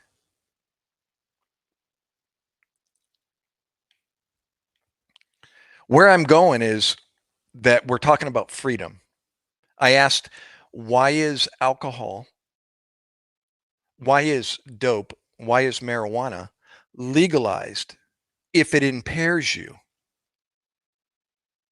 And you said, because we're free to do what we want, but we're going to face the consequences if we get caught, is basically what you said. You see? I can drive, for example, I can drive from Maine to San Diego to this day. And I've been there, done that. Matter of fact, I've driven, not bragging, I'm just telling you, I've driven from San Diego to New Jersey 5 times. 4 of those times was to move our car back from San Diego to New Jersey twice. And then I took one trip in 2013 from New Jersey to Ottawa, Canada, and then all the way down to San Diego and back. So actually 6 times. Okay. But my point is, I did that in total freedom. Why? Because I did the speed limit. Yes, I'm one of those. And and the second is I followed all the laws. I was free. Total freedom. I didn't have to worry about a police officer pulling me over. And I drove with my radio on and my chapter that I was on, whatever I was doing, the chapter of whatever I was doing, and just cruised. And when I got tired, I pulled over and I got a hotel room, or I pulled over at a rest stop and I slept in the back of my car or in a truck stop or spent money and got a hotel room. I was totally free. I wasn't bound by anything. That is the definition of freedom. See, freedom comes with boundaries. I bet you he's twice your age, Marty. That's my guess. Um, yeah, freedom comes with boundaries. You only give up those boundaries for bondage. Here's another example. Remember I mentioned before a stop sign, right? A stop sign means to stop. Yeah, I know, but that's just my guess because it wouldn't surprise me that somebody still has a chip on their shoulder at that age and they're saying exactly what he's saying. So a stop sign means stop. Okay. I always say, what, pray tell, is an incomplete stop? That doesn't make sense. That's another oxymoron. So you either stop at a stop sign or you don't. Okay. Listen, listen. Don't comment anymore, Marty. Or you're gonna keep him going. I want you guys to listen. So a stop sign means stop. Okay. And if we don't stop at a stop sign, you and I both, we both know that you're either going to hurt yourself, potentially you're either going to hurt yourself or you're going to hurt somebody else. Okay? That's not freedom. You see, that's bondage to make that choice to do that.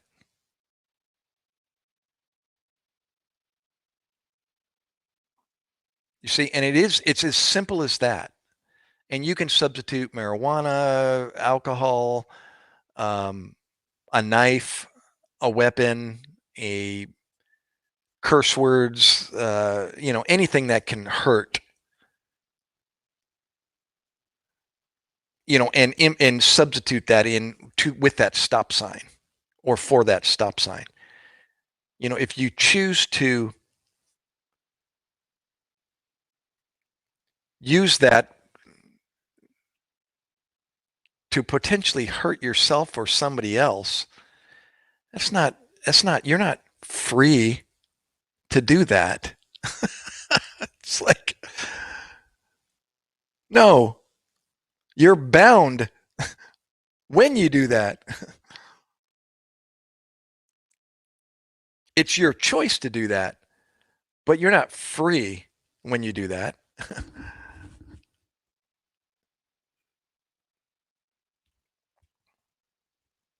I just defecated in my pants. They have baby wipes work wonders. Actually, if it got that far already, Falco, um, yeah, you need to take care of some business there, brother. What is that? Not stopping at a stop sign isn't a misdemeanor. Wait. Did I miss something? Oh my gosh, dumb logic. 100% wrong. You have nothing. I mentioned weed. I know you don't know what you said. Oh my gosh. Or are you talking to me, or it's hard to follow everybody in chat? Okay, anyways. Do I have the freedom to crap on someone's lawn? No, you have the choice to. Two different things, brother.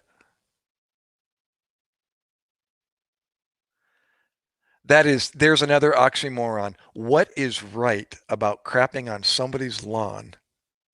You see the word right? Define right. It's kind of along the same lines as freedom.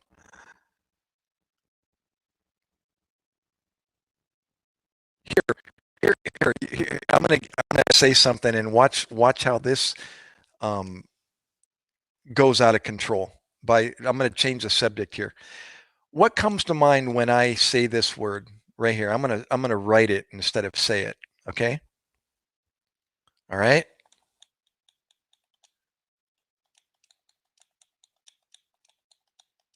Here.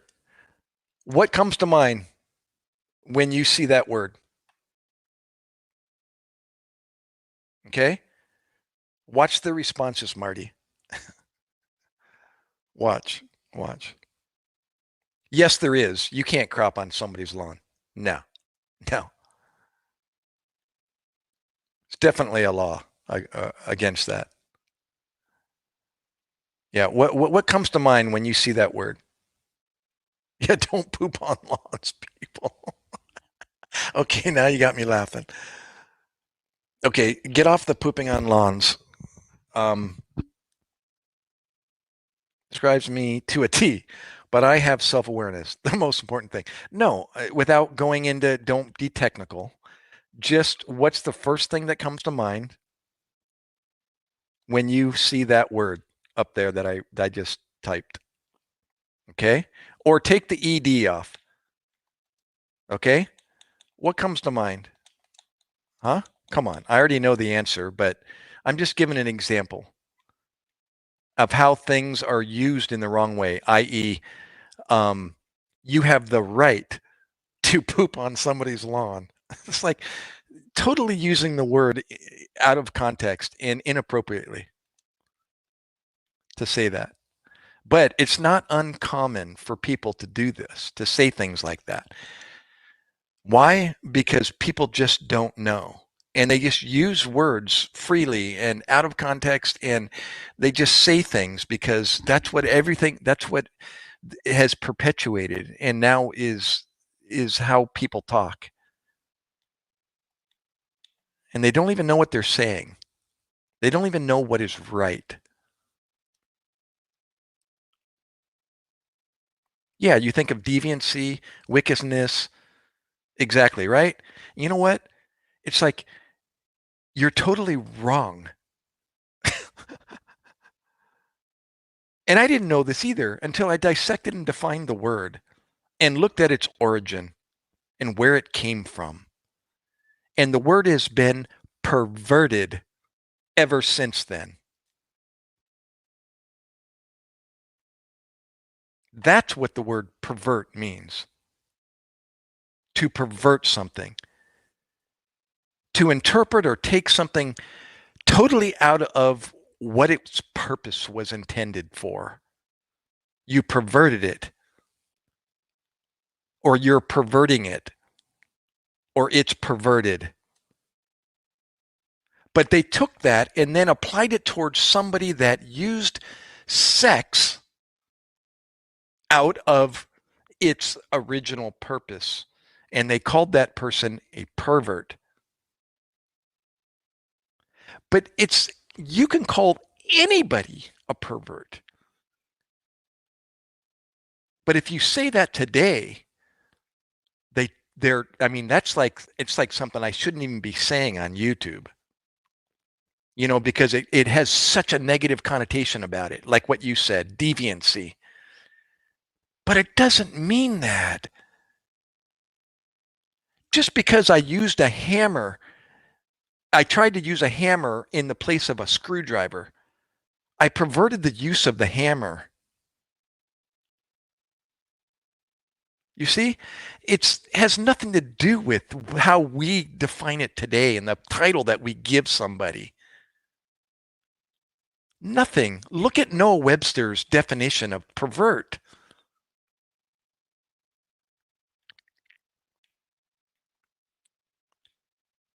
Look at it.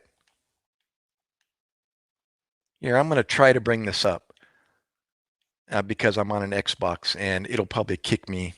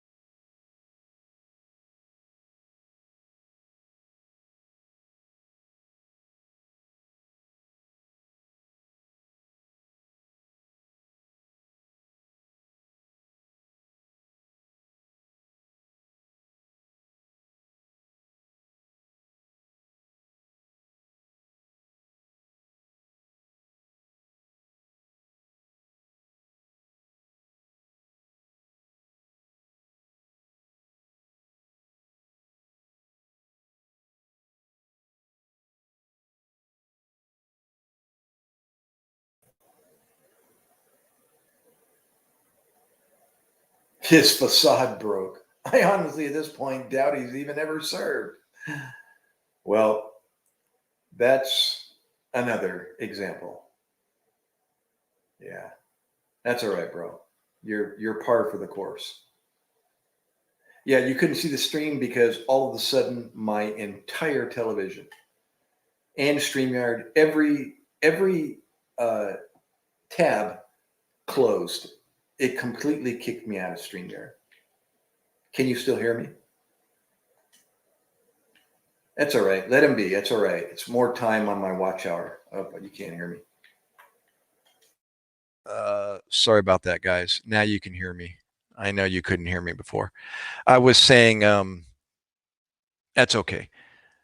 Um, and I honestly, at this point, doubt if he ever served. I said, that's all right. You're par for the course there, Mr. Big. It's all right. It kind of fits with your other comments. Um, no, it's okay. I know. He's. I was saying it's okay. The more time he spends in the room, the more time he contributes to my watch hours, and really that's why I'm doing this live stream is to increase my watch hours, and eventually I'll get monetized because of it. But um, debt free. Why are you struggling so hard? House paid, never smoke weed, and drive. That's all right. No, I know. It's okay. He's good. Why is he on an Xbox? He doesn't know. He says I'm speaking in circles. Yeah.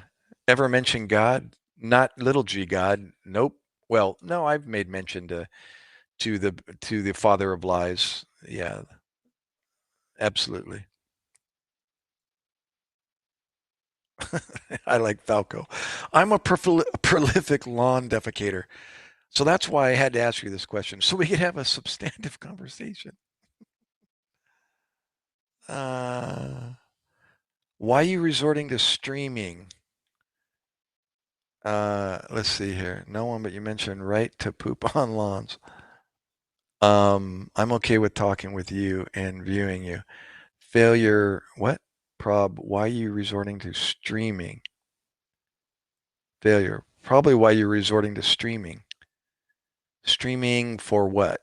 I'm curious, like what? For, to do what? What do you gain from streaming? Um, I'm kind of scrolling back to what he's saying. Even, I think he meant even mention God.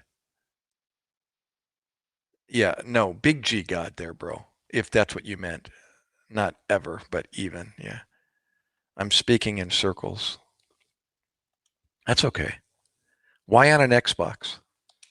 Because I've got a 60-inch monitor and it's available and I don't have access to a laptop. And see what you base success on the the electronics that I own in the house. I'm a cook. I got a PC and gaming laptop. Woohoo! You ever hold a post there, Mr. Big?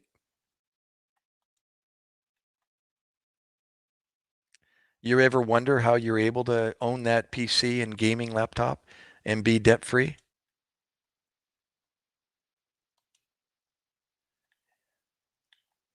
You ever wonder where you got your freedom from? How you were able to pay your house?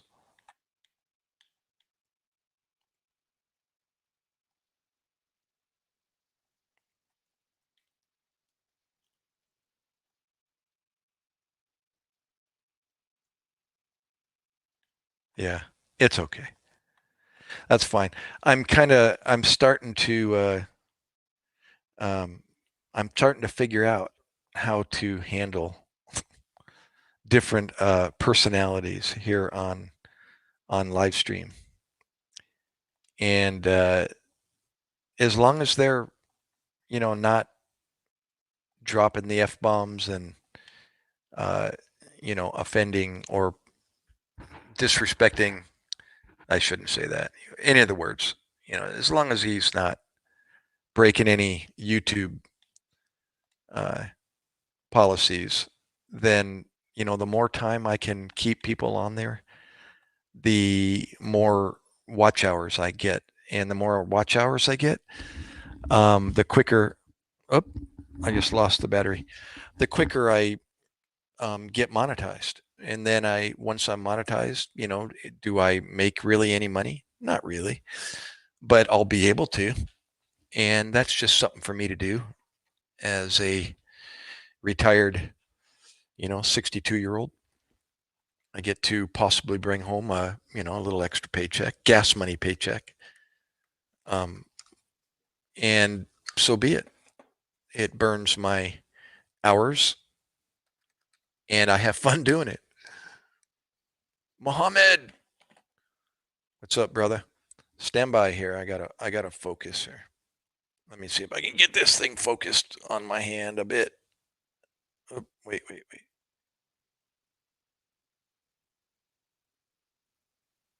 Aha. I think that's it. Yeah, it's pretty good. All right, let me plug this battery in here.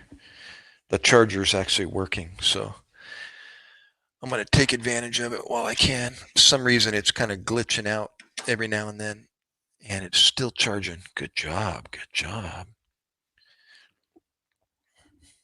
I guess Lumix can be depended on every once in a while. Oh, it's okay, Marty. You don't need to. Remember, everyone can still read, and just like he made the comments he made to me after I was off, people have a tendency to do that.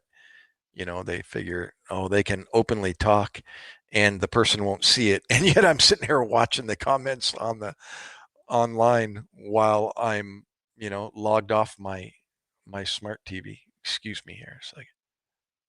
There we go.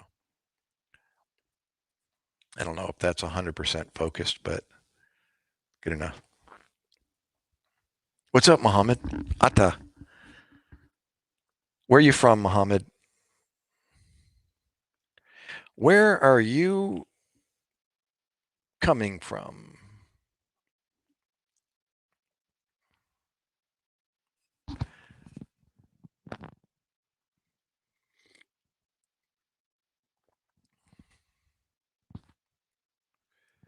Actually, typing is, or texting is, especially when you get somebody riled up. I've been there, done that.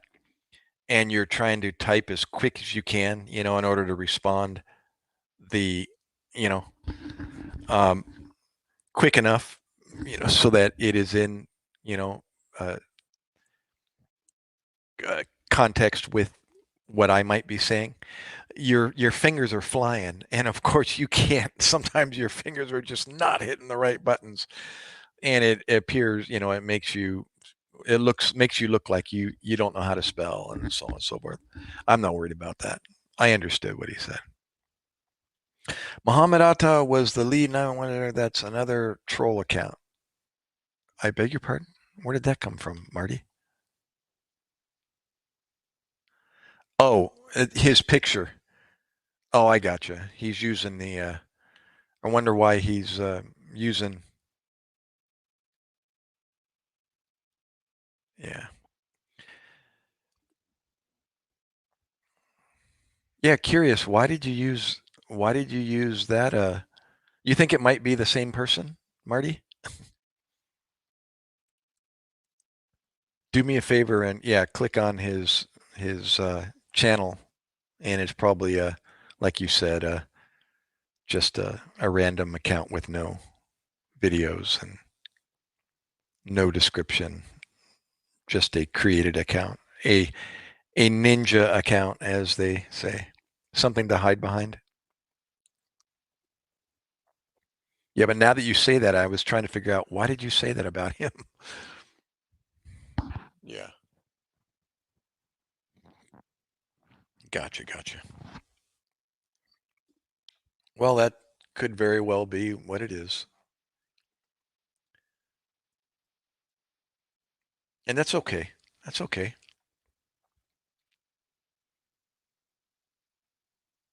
Well, actually, Marty, I'm going to get out of here. It's already 2 o'clock in the morning. I even kind of lost track. And well, you know what? I'm going to do 5 more minutes because, oh, this is my second. I don't know if you were here earlier. I don't think you were. I came on. Wait, hold on a second, Marty. I came on the first time and I was on for nearly 30 minutes, just under 30 minutes.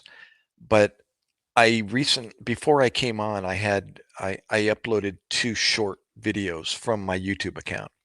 Actually, that I had saved from the past, from my um, external hard drive, and they're videos of my Iraq time over in Iraq. They're just like collages of pictures, and one of the videos is got what YouTube describes of as um, harmful and or what's the word they use? Uh, uh, Anyways, it it goes against their standards, and it's random pictures of a dead Iraqi out in the deserts of Al Anbar province that we came across. And I just happened to take some pictures of it and incorporated it into this short video. And it just kind of like skims by it, and shows this well preserved, non decomposed, almost mummified looking um, elderly man. And he's literally dried up and being preserved out in the hot, arid deserts of Iraq. And because of that, YouTube, you know, AI or whatever recognized it and flagged it, and it shut off my live stream. It didn't shut it off completely. It shut off the video, and it gave that warning message. This video may be inappropriate or whatever. And but it said it worded it as if you had an option to click on it, yes or no, which YouTube does in certain videos.